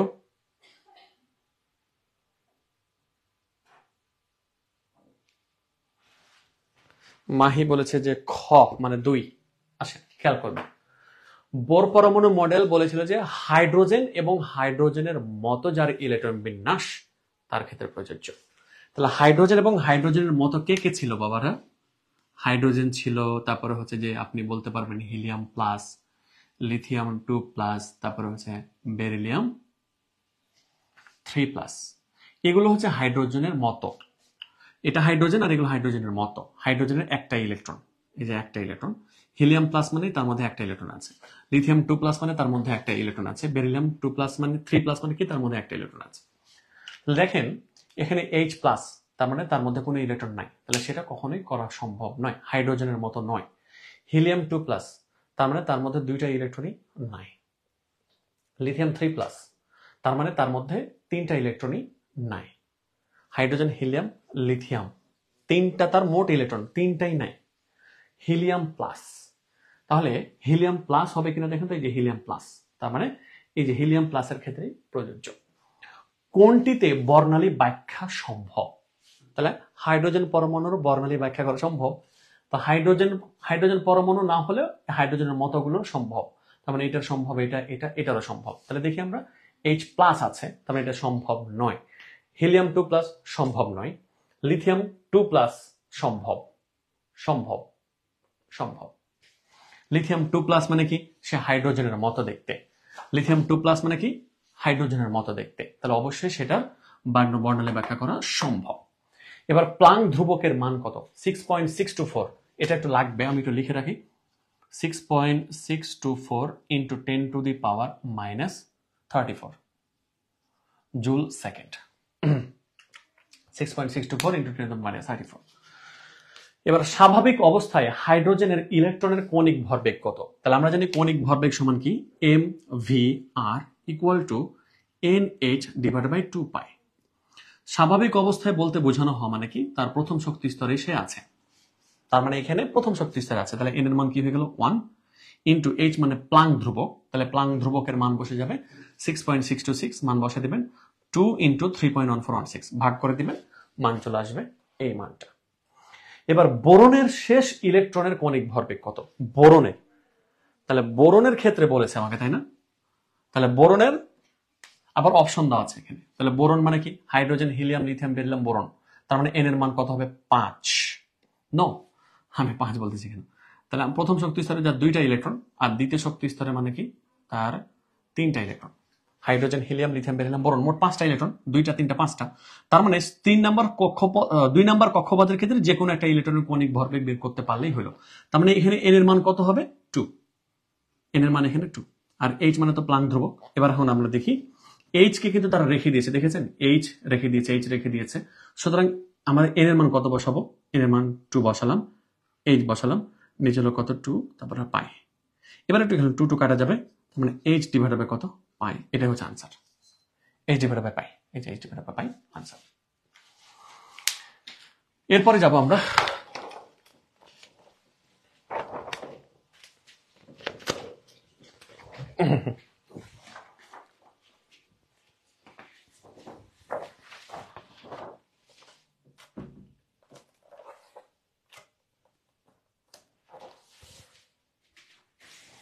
বিশ নম্বর এমসিকিউতে কি আছে দেখেন।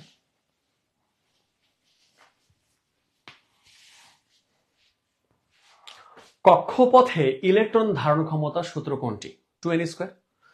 বোর পরমাণু মডেল অনুযায়ী উপশক্তি স্তরে সর্বোচ্চ ইলেকট্রন ধারণ ক্ষমতা কোনটি? অর্থাৎ আপনার যেমন 2s কতটি ইলেকট্রন খাইতে পারবে, 3p কতটি ইলেকট্রন খাইতে পারবে, 2s to 3p যাই হোক। তাহলে উপশক্তি স্তরে সর্বোচ্চ ইলেকট্রন ধারণ ক্ষমতা সূত্র হচ্ছে 2 × 2s+1। এগুলো আগে থেকে দেওয়া আছে। অরবিটাল নির্ণয় সূত্র কোনটি? 2s+1। তবে এটার এটার মধ্যে আবার গুলাই ফেলিয়েন না।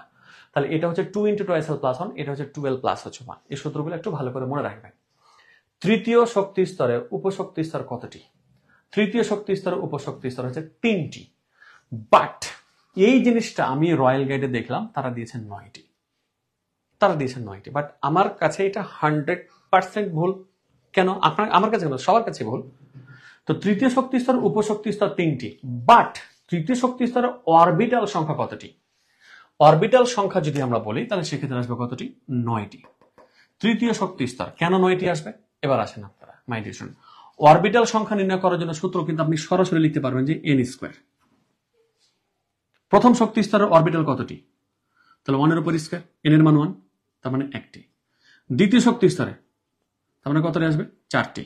তৃতীয় শক্তি স্তরে 3 এর উপর স্কয়ার কতটি? 9টি। চতুর্থ স্তরে 4 এর উপর স্কয়ার 16টি। এবার দেখেন, আমরা যদি একটা অরবিটালে সর্বমোট 2টা ইলেকট্রন থাকতে পারে, তাহলে এটা একটা অরবিটাল, তার মানে 2টা ইলেকট্রন সর্বোচ্চ। 4টা অরবিটাল 8টা ইলেকট্রন, 9টা অরবিটাল 18টি ইলেকট্রন, 16টি অরবিটাল 32টি ইলেকট্রন। দেখেন তো, প্রথম শক্তি স্তরে 2টি ইলেকট্রন, দ্বিতীয় শক্তি স্তরে 8টি, তৃতীয় শক্তি স্তরে 18টি, চতুর্থ শক্তি স্তরে 32টি ইলেকট্রন থাকতে পারে। বাট খেয়াল রাখবেন মাই ডিয়ার স্টুডেন্ট, তাহলে যদি বলে উপশক্তি স্তর তাহলে অবশ্যই আনসার হবে 3টি কিন্তু, আর যদি বলে অরবিটাল তার মানে আনসার হবে 9টি। বাট আমি দেখলাম ওখানে তারা দিয়েছে 9টি, এবং তারা ব্যাখ্যাও দিয়েছে যে এভাবে। কিন্তু আমরা তো জানি যে উপশক্তি স্তর এবং অরবিটাল আলাদা জিনিস। তাই উপশক্তি স্তরের ক্ষেত্রে অবশ্যই খেয়াল রাখবেন যে n এর মান যত হয় উপশক্তি স্তরের সংখ্যা তত হয়। n এর মান কত? 3।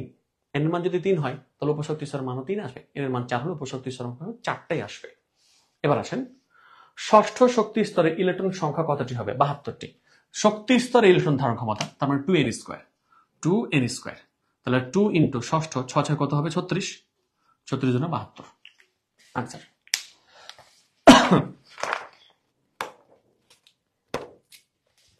এবার আসে পরের টপিকে। 26 নম্বর এমসিকিউতে কি বলেছে?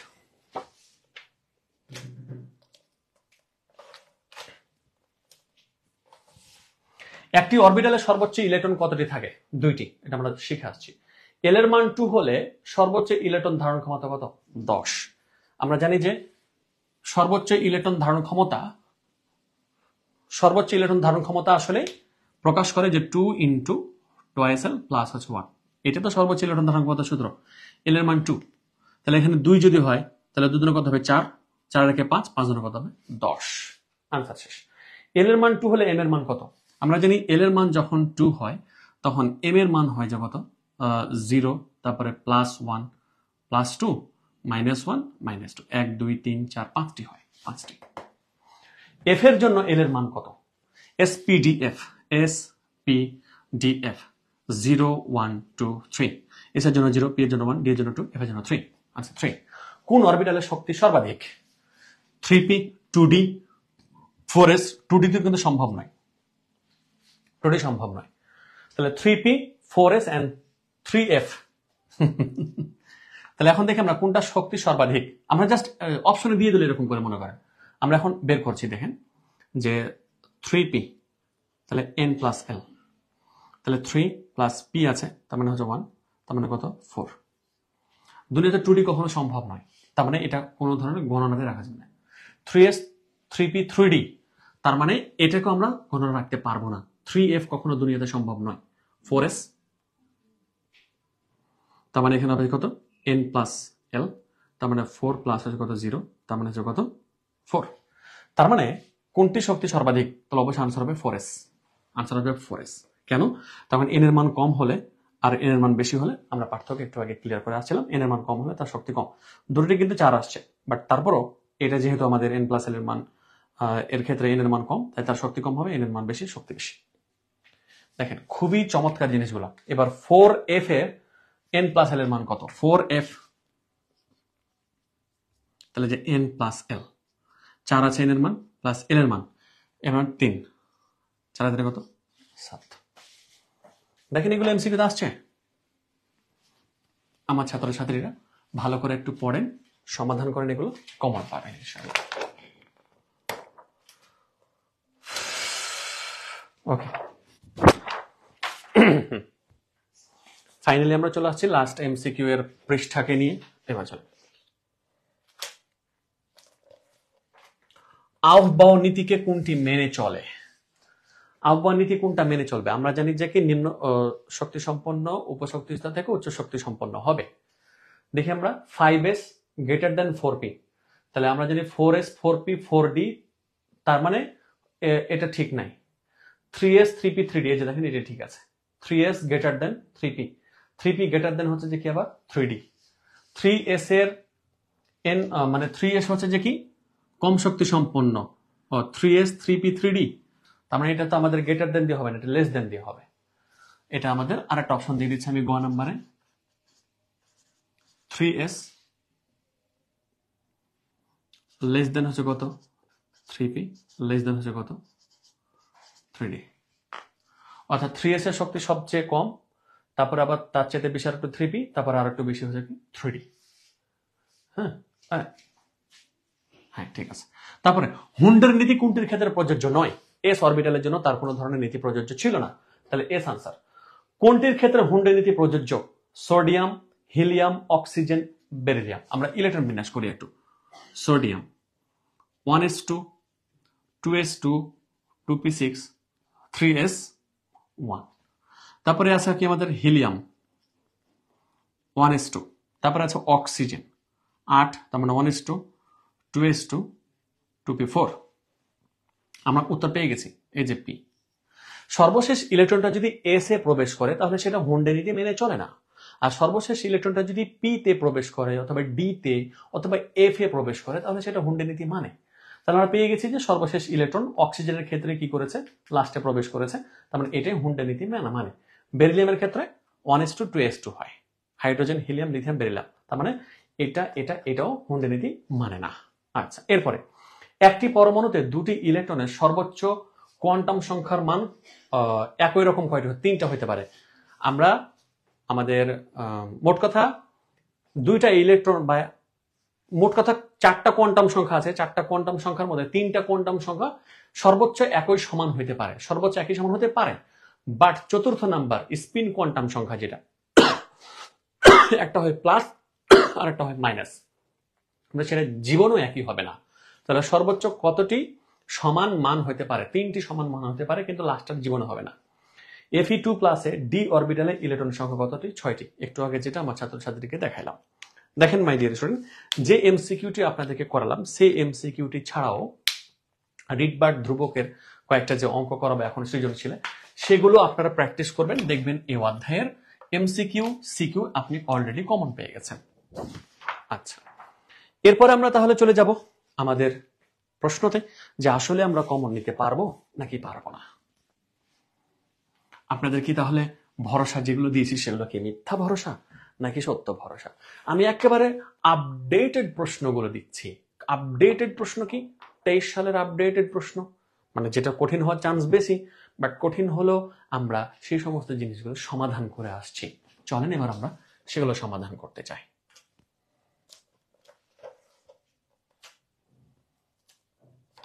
এবার দেখেন ঢাকা বোর্ড 2023 সালের প্রশ্ন কি দেখাচ্ছে।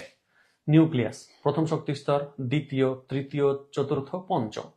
পঞ্চম থেকে কোথায় আসছে? দ্বিতীয়তে আসছে। তার মানে যে কোনো শক্তি স্তর থেকে দ্বিতীয় শক্তি স্তরে যদি আসে, তাহলে আমরা সেটা কোন সিরিজ সেটা আমরা এখন বলে দিতে পারবো, আমরা যেটা শিখেছিলাম।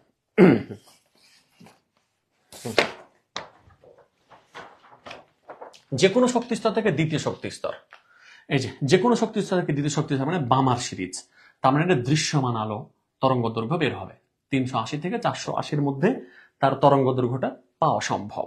আচ্ছা, তার মানে এটা বামার সিরিজ হবে। তাহলে আপনাকে এটাও থেকে বলতে পারে যেটা কোন সিরিজ প্রকাশ করে, বামার সিরিজ, বামার সিরিজ। আচ্ছা, তাহলে আমরা এখন কি বলেছে প্রশ্ন দেখি একটু। গরুর গতে কি বলেছে? কোয়ান্টাম সংখ্যা সমূহের মান হিসাব করে ডি শক্তি স্তরের ইলেকট্রন সংখ্যা নির্ণয় করো। ডি শক্তি স্তরের, ডি শক্তি স্তর মানে কি বুঝিয়েছে জানেন? এ বি সি ডি, অর্থাৎ চতুর্থ শক্তি স্তর। অর্থাৎ চতুর্থ শক্তি স্তরে কোয়ান্টাম সংখ্যার মাধ্যমে কতটি ইলেকট্রন থাকতে পারবে তা তুমি নির্ধারণ করে দেখাও। আমি শিখিয়েছি আপনাকে, এটা সেদিনই শিখিয়েছি। এটা আমি আপনাকে এখন উত্তর করে দিব না, তাহলে এটা অলরেডি শেখানো আছে। চতুর্থ শক্তি স্তরে, তারপর একটু দি চতুর্থ শক্তি স্তরের জন্য। তাহলে যেখানে চতুর্থ শক্তি স্তর আমরা এখানে, তাহলে চতুর্থ শক্তি স্তরে n ইকুয়াল টু কত হয়? 4 হয়। অর্থাৎ উপশক্তি স্তর কতটি আসবে? 4s, 4p, 4d and 4f, 4টা উপশক্তি স্তর। তাহলে 4s এর জন্য এখন অরবিটাল বের করতে হবে। 4s এর ক্ষেত্রে, 4s এর ক্ষেত্রে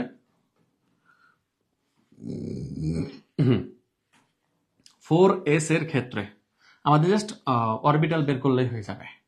চতুর্থ শক্তি স্তর না, তাহলে n এর মান কত হবে আমাদের? 4, l এর মান কত হবে? 3, আর m এর মান কি হবে? 0,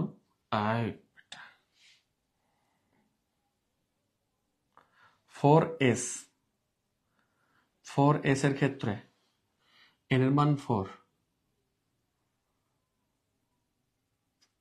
l এর মান, আমি এখানে ভুল বসেছি, l এর মান না 0 হবে এখানে। n এর মান এখানে দিতে হবে না, l এর মান এখানে কত এইভাবে দেবো না আমরা। তাহলে 4s এর ক্ষেত্রে l এর মান 0, তাহলে m এর মানও কত আসবে? 0, অর্থাৎ একটি অরবিটাল, একটি অরবিটাল। তারপরে 4p এর ক্ষেত্রে তাহলে l এর মান কত আসবে? 0, তারপরে হচ্ছে কত? 1। তাহলে m এর মান কত পাওয়া যাবে আমাদের?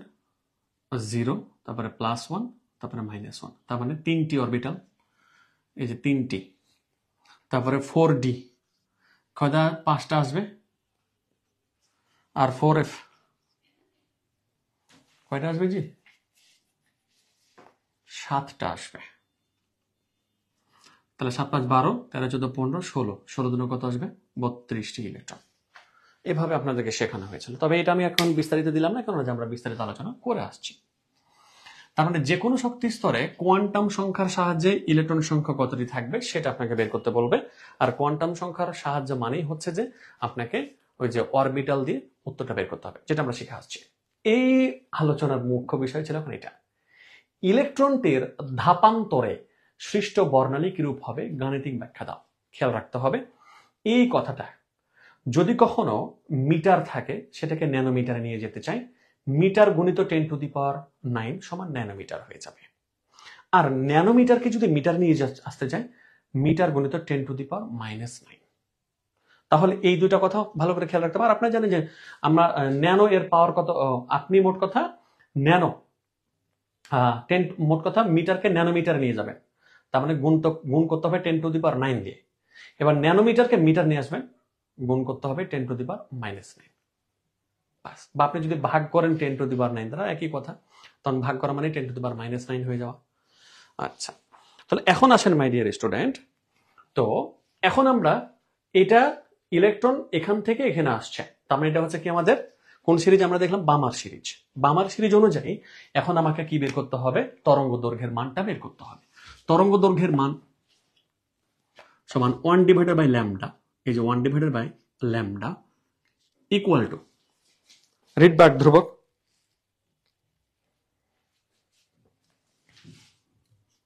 রিডবার্গ ধ্রুবক ইন্টু হচ্ছে যে কি 1/n1 square minus 1/n2 square. এখন আমরা এখানে মানগুলো নিব। রিডবার্গ ধ্রুবকের মান কত? তাহলে রিডবার্গ ধ্রুবকের মান আমরা একটু লিখে নেওয়াটা উচিত ছিল, এটা আমার মানটা একটু বেশি ভুলে যাই দ্রুত। 1.09 লিখে নিই একটু,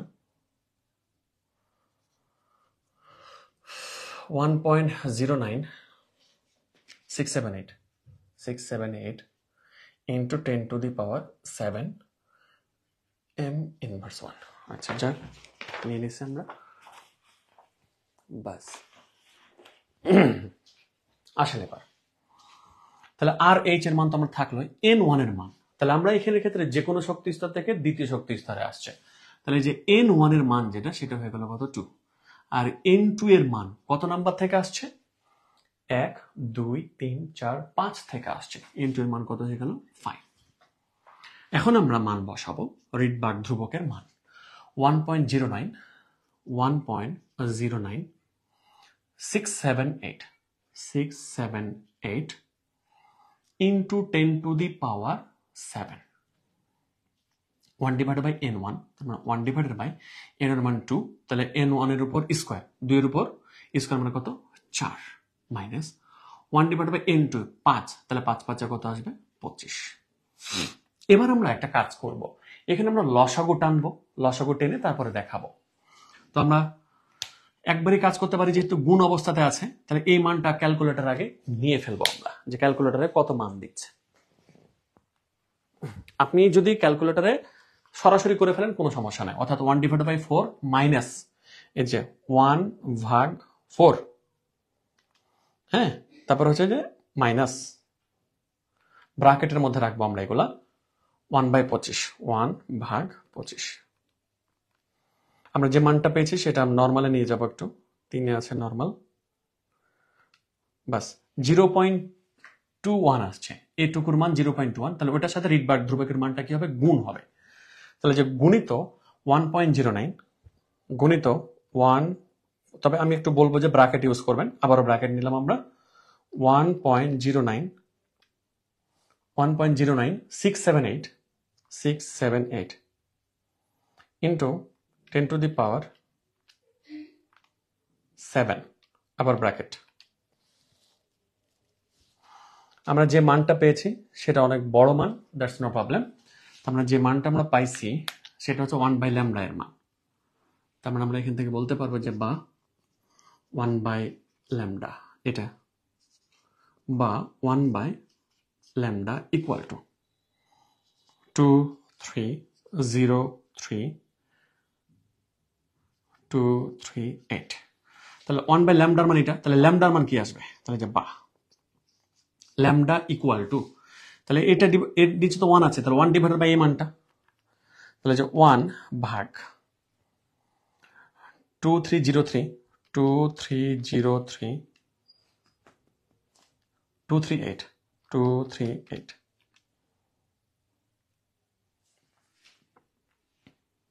যে মানটা আছে সেটা বিশাল বড় মান, তবে আমরা এটা আপনি লেখায় সমস্যা নেই। 0.12345 শূন্য, 12345 শূন্য, তারপরে 434। এটা যেটা আসছে সেটা হচ্ছে মিটার এককে আসছে, মিটার এককে আসছে।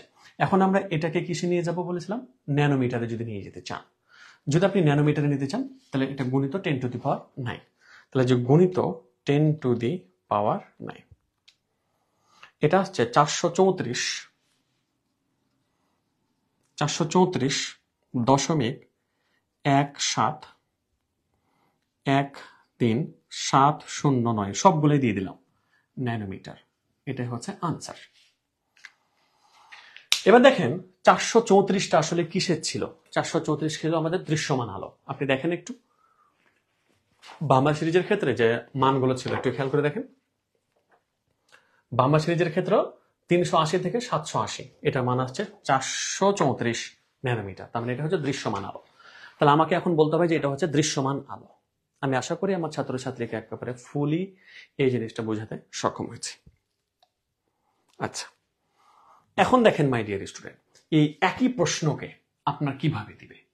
এই একই প্রশ্নটাকে আপনার এইভাবে দিবে মাই ডিয়ার স্টুডেন্ট, যে তরঙ্গ দৈর্ঘ্যটা হচ্ছে যে এটা, তরঙ্গ দৈর্ঘ্যের মান দিয়ে দিবে, ল্যামডার মানটা দিয়ে দিবে। এবার n2 এর মান কি করবে? হাইড করে দিবে আপনাকে। n2 এর মান হাইড, তাহলে তরঙ্গ দৈর্ঘ্যের মানটা আপনাকে দিয়ে দিবে ল্যামডার মান, ল্যামডার মানটা দিয়ে দিবে। তো আমরা এরকম একটা অঙ্ক আছে সেখানেই করব তাহলে হবে। তাহলে দেখেন প্রশ্নগুলো খুবই সহজ, কঠিনের কোনো চান্স নাই বাবারা।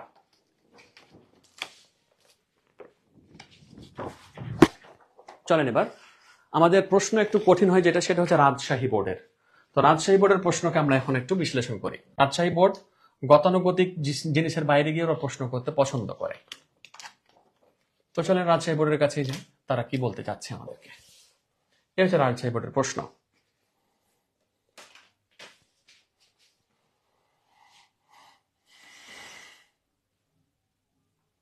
যাক, আমি একটু মিটাই তাহলে হবে। কি বলেছে দেখি আমরা একটু। এই যে এখানে এটা শক্তি স্তর প্রকাশ করতেছে, এই যে প্রথম, দ্বিতীয়, তৃতীয়, চতুর্থ, পঞ্চম, ষষ্ঠ, সপ্তম। এবার এ সিরিজ গুলা কি দিয়েছে দেখেন, 2 থেকে 1 আসছে, 3 থেকে 1 আসছে, 4 থেকে, তার মানে যে কোনো শক্তি স্তর থেকে 1 আসতেছে, তার মানে সেটা হচ্ছে আমাদের লাইম্যান সিরিজ। আচ্ছা, বি সিরিজ গুলা কি হচ্ছে দেখেন, 3 থেকে 2 আসছে, এই যে 3 থেকে 2, তারপরে 4 থেকে 2, তার মানে যে কোনো শক্তি স্তর থেকে দ্বিতীয় শক্তি স্তরে আসতেছে, এই যে দেখেন দ্বিতীয় শক্তি স্তরের সাথে মিল। যদি আমার হাতে অঙ্কন ওরা সুন্দর করে আরো লিখে দিয়েছে। তার মানে যে কোনো শক্তি স্তর থেকে এটা কোথায় আসতেছে? আমাদের তৃতীয় শক্তি স্তরে আসতেছে এটা। তার মানে যে কোনো শক্তি স্তর থেকে প্রথম শক্তি স্তর, যে কোনো শক্তি স্তর থেকে দ্বিতীয় শক্তি স্তর, যে কোনো শক্তি স্তর থেকে তৃতীয় শক্তি স্তরে আসতেছে। তার মানে এটা হচ্ছে লাইম্যান, এ সিরিজ হচ্ছে লাইম্যান, তারপর হচ্ছে বামা, তারপর হচ্ছে প্যাসচান। এবার আমাকে কি বলেছে দেখেন, বোর তত্ত্বানুসারে বর্ণালীগুলোর উৎপত্তি ব্যাখ্যা করো। অর্থাৎ এই বর্ণালীগুলোর উৎপত্তি কিভাবে হয় সেটা ব্যাখ্যা করতে আপনাকে বলেছে। তাহলে আমরা জানি বোর পরমাণু মডেল অনুযায়ী যখন কোনো ইলেকট্রন নিম্ন শক্তি সম্পন্ন স্তর থেকে উচ্চ শক্তি সম্পন্ন স্তরে যায়, তখন সে শক্তি শোষণ করে যায়, সে শক্তি শোষণ করে। তাহলে সে যেহেতু শক্তি শোষণ করে, তাহলে শক্তি শোষণ করার ক্ষেত্রে যখন আবার উপরের স্তর থেকে বা উচ্চ শক্তি সম্পন্ন স্তর থেকে নিম্ন শক্তি সম্পন্ন স্তরে আসে, উচ্চ শক্তি সম্পন্ন স্তর থেকে নিম্ন শক্তি সম্পন্ন স্তরে আসে, তখন সে শক্তি কি করে? বিকিরণ করে। আর শক্তি বিকিরণ করার ফলেই মূলত আমাদের বর্ণালীগুলোর উৎপত্তি হয়।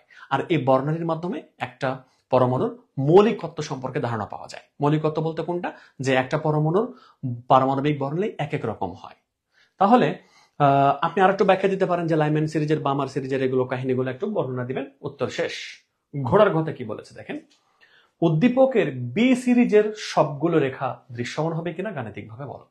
বি সিরিজ মানে কি? বামার সিরিজ। একটু আগে করলাম, একটু আগে যেটা করলাম সেটাই। তাহলে সবগুলো, তাহলে আমরা বলবো যে এটা হচ্ছে বামার সিরিজ। আমরা জানি বামার সিরিজে তরঙ্গ দৈর্ঘ্য হয়, তরঙ্গ দৈর্ঘ্য কি হয় আমাদের 380 থেকে 780 ন্যানোমিটার, যা আমাদের দৃশ্যমান আলোর তরঙ্গ দৈর্ঘ্যের সমান। দৃশ্যমান আলোর তরঙ্গ দৈর্ঘ্য সমান, তাহলে সুতরাং এটা সবগুলো আলোই দৃশ্যমান হবে বা সবগুলো তরঙ্গ দৈর্ঘ্য দৃশ্যমান হবে। যে কোনো একটা অঙ্ক টেনে দিবেন আপনি। আপনি এখানে ইচ্ছা করলে এখন কি করতে পারেন, এই অঙ্কটা আপনি টেনে দিতে পারেন, এই অঙ্কটা টেনে দিতে পারেন, আপনি একবারে এটা টেনে দিতে পারেন। তার মানে আপনাকে যে কোনো একটা দেখালেই হবে মাই ডিয়ার স্টুডেন্ট। তবে আপনি যদি এখানে দুইটা দেখান তাহলে একটু বেশি ভালো হয়, যে এন এর মান একবার কত, এন এর মান 3 থেকে 2 তে আসবে, আর এন এর মান একবার 7 থেকে কত আসবে, 2 তে আসবে। দুটো অঙ্ক, তবে একটা করলেই হবে। আপনি যেহেতু বলে দিতে পেরেছেন যেটা প্যাসচেন সিরিজ, দুঃখিত বামার সিরিজ, আর আমরা যদি বামার সিরিজে কি হয় দৃশ্যমান আলোয় তরঙ্গ দৈর্ঘ্য পাওয়া যায়, তাহলে একটা টেনে দিবেন হবে। এবার এর আনসারটাও আপনি এটা যদি করে দিতেন কোনো সমস্যা হতো না। অর্থাৎ কত আসছে আমাদের এখানে তরঙ্গ দৈর্ঘ্যের মানটা, আমরা একটা আবার লিখি। তরঙ্গ দৈর্ঘ্য ল্যামডার মান ছিল আমাদের কত, 334.1713, 709, এটা হচ্ছে মিটার, এটা হচ্ছে ন্যানোমিটারে ছিল, ন্যানোমিটারে। এই হলো কথা মাই ডিয়ার স্টুডেন্ট। আচ্ছা, এখন আসেন এই ন্যানোমিটারের যে আমরা মানটা পেয়ে গেলাম, এখন আমাদের এখান থেকে পরের উদ্দীপকে যেতে চাচ্ছিলাম।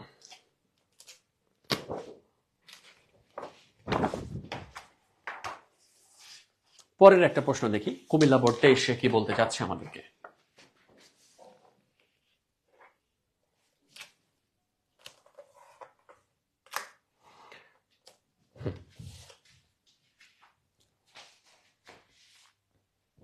আচ্ছা, খুবই সংখ্যক কমে গেছে, যাক সমস্যা নেই।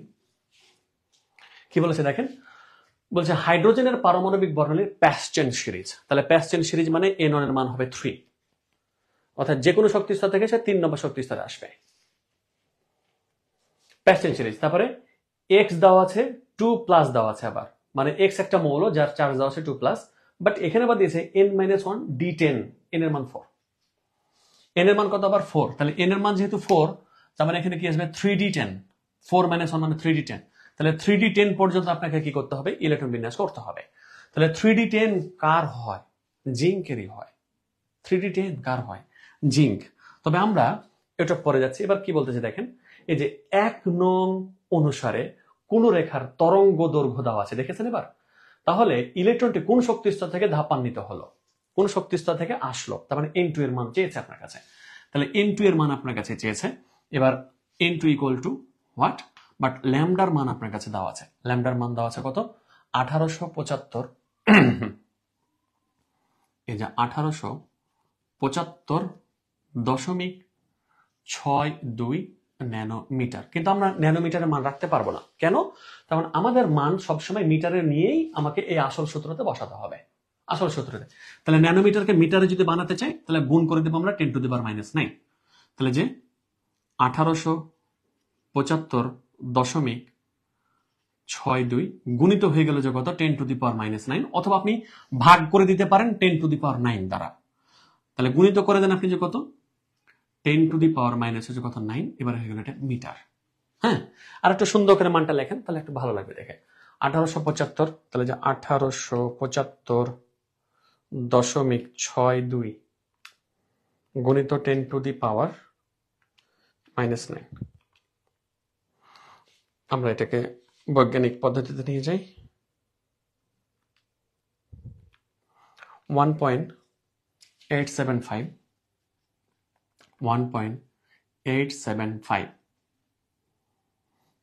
8756 আছে, আচ্ছা নিলাম 8756 ইন্টু 10⁻⁻6 মিটার তরঙ্গ দৈর্ঘ্য। আচ্ছা, তার মানে আমরা এখন এটা মিটার এককে মান নিয়েছি। তাহলে এখন n2 এর মানটা বের করব। চলেন আমরা সূত্রের দিকে ফোকাস করি একটু। তাহলে এখন আমরা কাজ করি 1/λ, ল্যামডার মান এটা। তাহলে থাকুক 1/λটা একটু, ইকুয়াল টু আর এইচ এর মান। আচ্ছা, n2 এর মানটা আগে n2 এর সূত্রটা একটু আগে করে ফেলি, যে n2 এর সূত্রটা কি আমরা পাচ্ছি।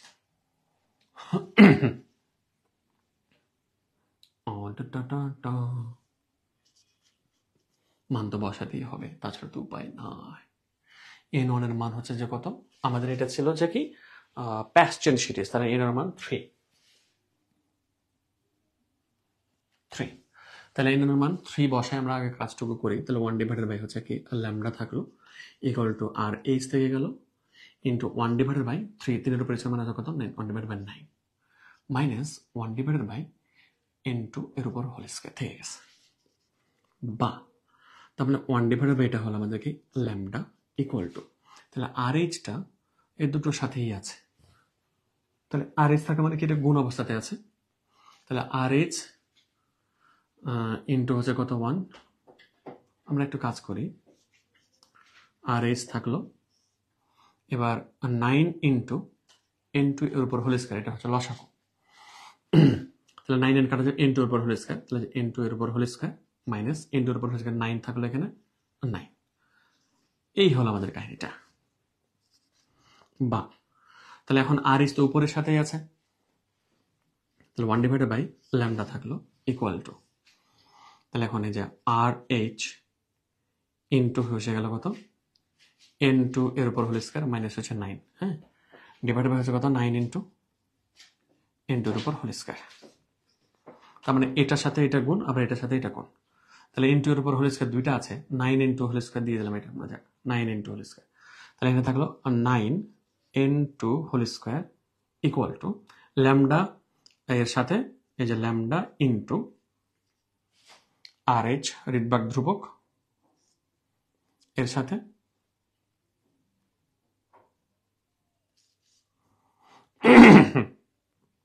Into square minus 9, into square minus হচ্ছে কত 9, ভেঙে ভেঙে করতেছে আর কি একটু, তাহলে 9 into whole square equal to, এবার আমাদের থাকলো এখানে কত ল্যামডা থেকে যাক ইন্টু আর এইচ এর সাথে ইন্টু এর উপর হোল স্কয়ার, তাহলে এখানে থাকলো আমাদের আর এইচ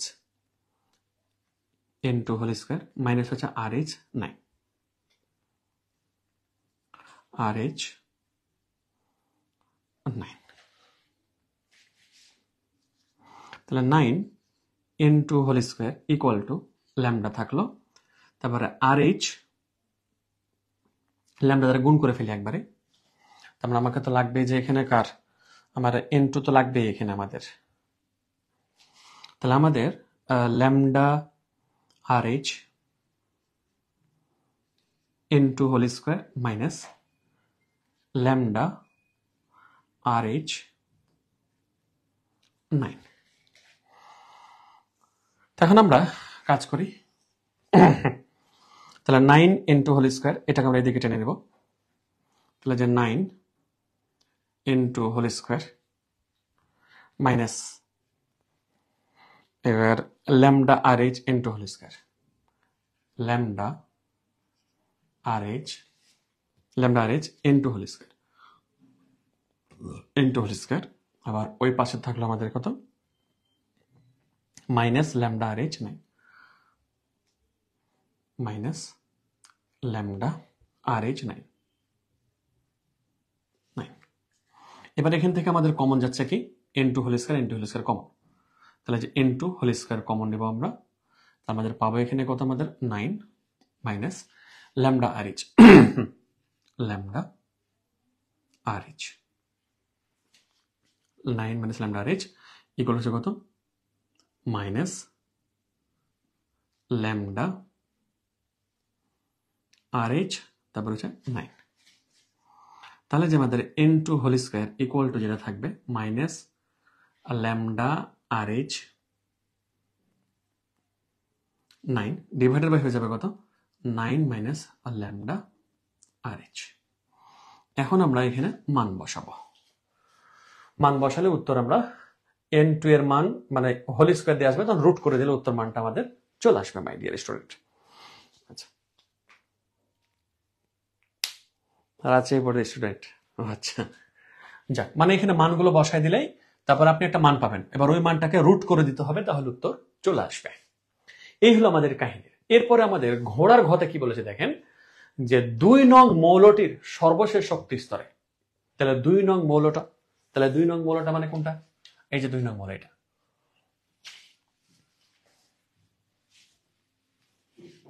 আচ্ছা,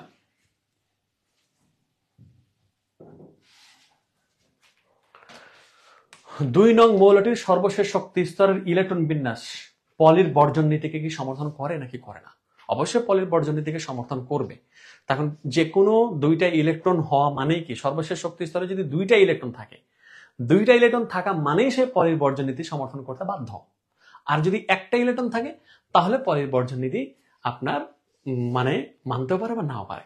আর যেহেতু এটা 3D10 আছে, তার মানে আমি বুঝে নিয়েছি কনফার্ম যে এটা হচ্ছে যে কি আমাদের কিভাবে মান বের করবো। দেখেন এখানে x2 প্লাস আছে এখানে আবার, তার মানে এখানে n এর মান 4 বসায় 3D10, তাহলে 3D10 যদি হয়, খেয়াল করি আমরা একটু, তাহলে 3D10 মানে কি বোঝাচ্ছে? জিঙ্ক 2 প্লাস হয়েছে এখানে, জিঙ্ক 2 প্লাস, অর্থাৎ হচ্ছে 1s2 2s2 2p6 3s2 3p6, তারপরে 3d হচ্ছে কত? 10। 2 নং মৌলটির আপনাকে এখানে চার্জ দিয়েছে, বাট এই মৌলটা হচ্ছে কি জিঙ্ক।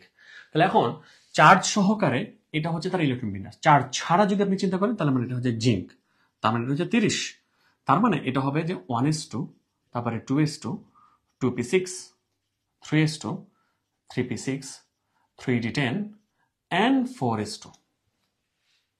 তাহলে এটা আপনাকে কিন্তু এটা দিয়ে ব্যাখ্যা করতে পারেন। আপনাকে বলেছে যে কি 2 নং মৌলটির, তাহলে 2 নং মৌলটাকে জিঙ্ক, 2 নং মৌলটাকে জিঙ্ক, জিঙ্কের সর্বশেষ শক্তি স্তরের ইলেকট্রন বিন্যাস, সর্বশেষ শক্তি স্তর মানে কোনটা এখন?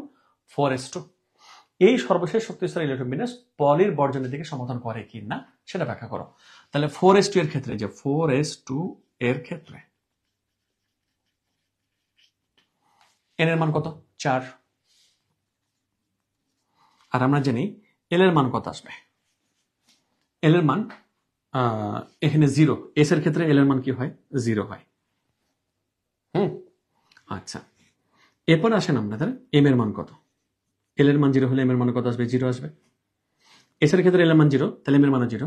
হ্যাঁ, তারপরে এখানে দুইটা ইলেকট্রন আছে, তার মানে স্পিন কোয়ান্টাম সংখ্যার মান আসবে, একটা প্লাস হচ্ছে হাফ আর একটা মাইনাস হচ্ছে যে হাফ। তাহলে এখানে 4টি কোয়ান্টাম সংখ্যা মান সমান আসেনি, সুতরাং এটি পলির বর্জন নীতিকে কি করে? সমর্থন করে, পলির বর্জন নীতিকে সমর্থন করে। দেখেন খুবই সহজ এই প্রশ্নের উত্তরগুলো, মানে আমি যা শিখেছি আপনাদেরকে সেগুলো থেকে সবগুলো প্রশ্ন আসবে। আপনি একটু মনোযোগের সাথে এগুলো সমাধান করবেন, আর যেগুলো শিখেছি সেগুলো একটু ভালো করে মনোযোগ দিয়ে ক্লাস করিস। এবার আয় যশোর বোর্ডের কাছে।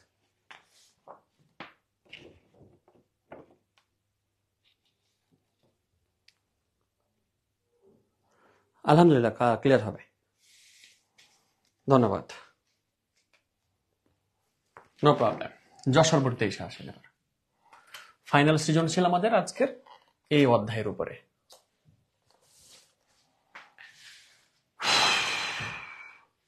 ওকে, এবার আমাদের প্রথম শক্তি স্তর, দ্বিতীয়, তৃতীয়, চতুর্থ। তাহলে প্রথম শক্তি স্তর থেকে আমাদের এখানে কি আছে? 3 নম্বর শক্তি স্তর দেখিয়েছে। তারপর কি বলেছে? উদ্দীপকের ইলেকট্রনটি স্থানান্তরের জন্য শোষিত শক্তি নির্ণয় করো। শোষিত শক্তি বা বিকৃত শক্তি যেটাই হোক না কেন, শোষিত শক্তি বা বিকৃত শক্তির সূত্র হচ্ছে h nu equal to hc by lambda. শোষিত শক্তি বা বিকৃত শক্তি h নিউ না নিয়ে আপনি ই লিখতে পারেন, h nu equal to hc divided by কত? ল্যামডা। h মানে প্লাঙ্ক ধ্রুবক, যেটার মান হচ্ছে কোনটা? এটা বসলো, c মানে আবার 3 × 10⁸। এবার ল্যামডা মানে কি স্যার? ল্যামডা মানে তরঙ্গ দৈর্ঘ্য, তরঙ্গ দৈর্ঘ্য।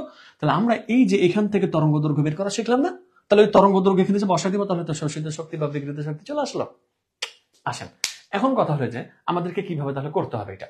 তাহলে আমাদের এখান থেকে এদিকে দেখাচ্ছে, বাট আমার এখানে আসলে চিন্তা করতে হবে এখান থেকে এখানে। তার মানে আমাদের যে লাইম্যান সিরিজ ছিল সেটা হচ্ছে যে কোনো শক্তি স্তর থেকে প্রথম শক্তি স্তর আসবে। তার মানে এটা 1 2 3 3 নাম্বার থেকে কোথায় আছে? 1 নম্বরে আসছে। তাহলে n1 এর মান হচ্ছে কত? 1, আর n2 এর মান হচ্ছে কত? আমাদের এখানে 3।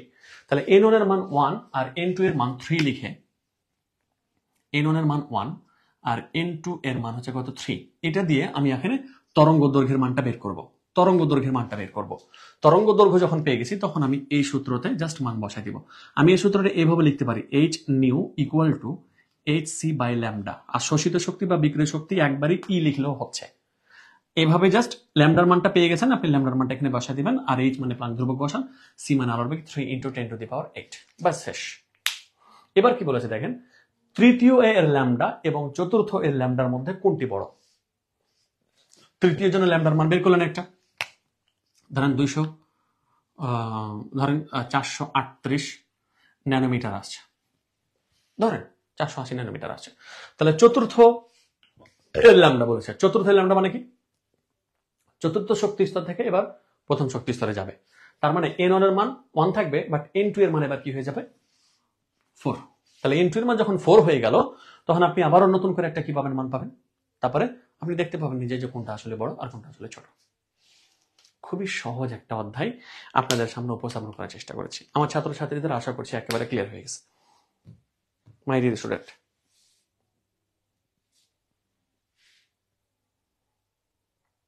নো প্রবলেম, আপনারা রেকর্ড ক্লাস দেখে নেবেন, তাহলে হবে। আশা করছি সবার ক্লিয়ার হয়েছে একেবারে।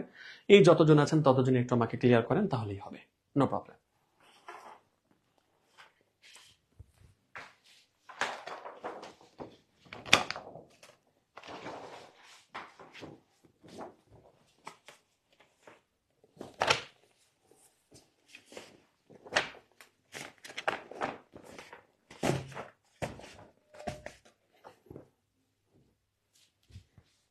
হ্যাঁ, প্রতিদিনই ক্লাস হবে ইনশাআল্লাহ।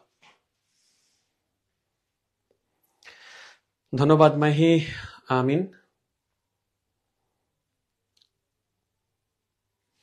যাকে 1 ঘন্টা 41 মিনিট হয়েছে, নো প্রবলেম। বালি বলেছে ক্লিয়ার। আপনি দেখবেন অ্যাডমিশনের প্রশ্নগুলো বাইর করে দেখেন তো এখন পারেন কিনা।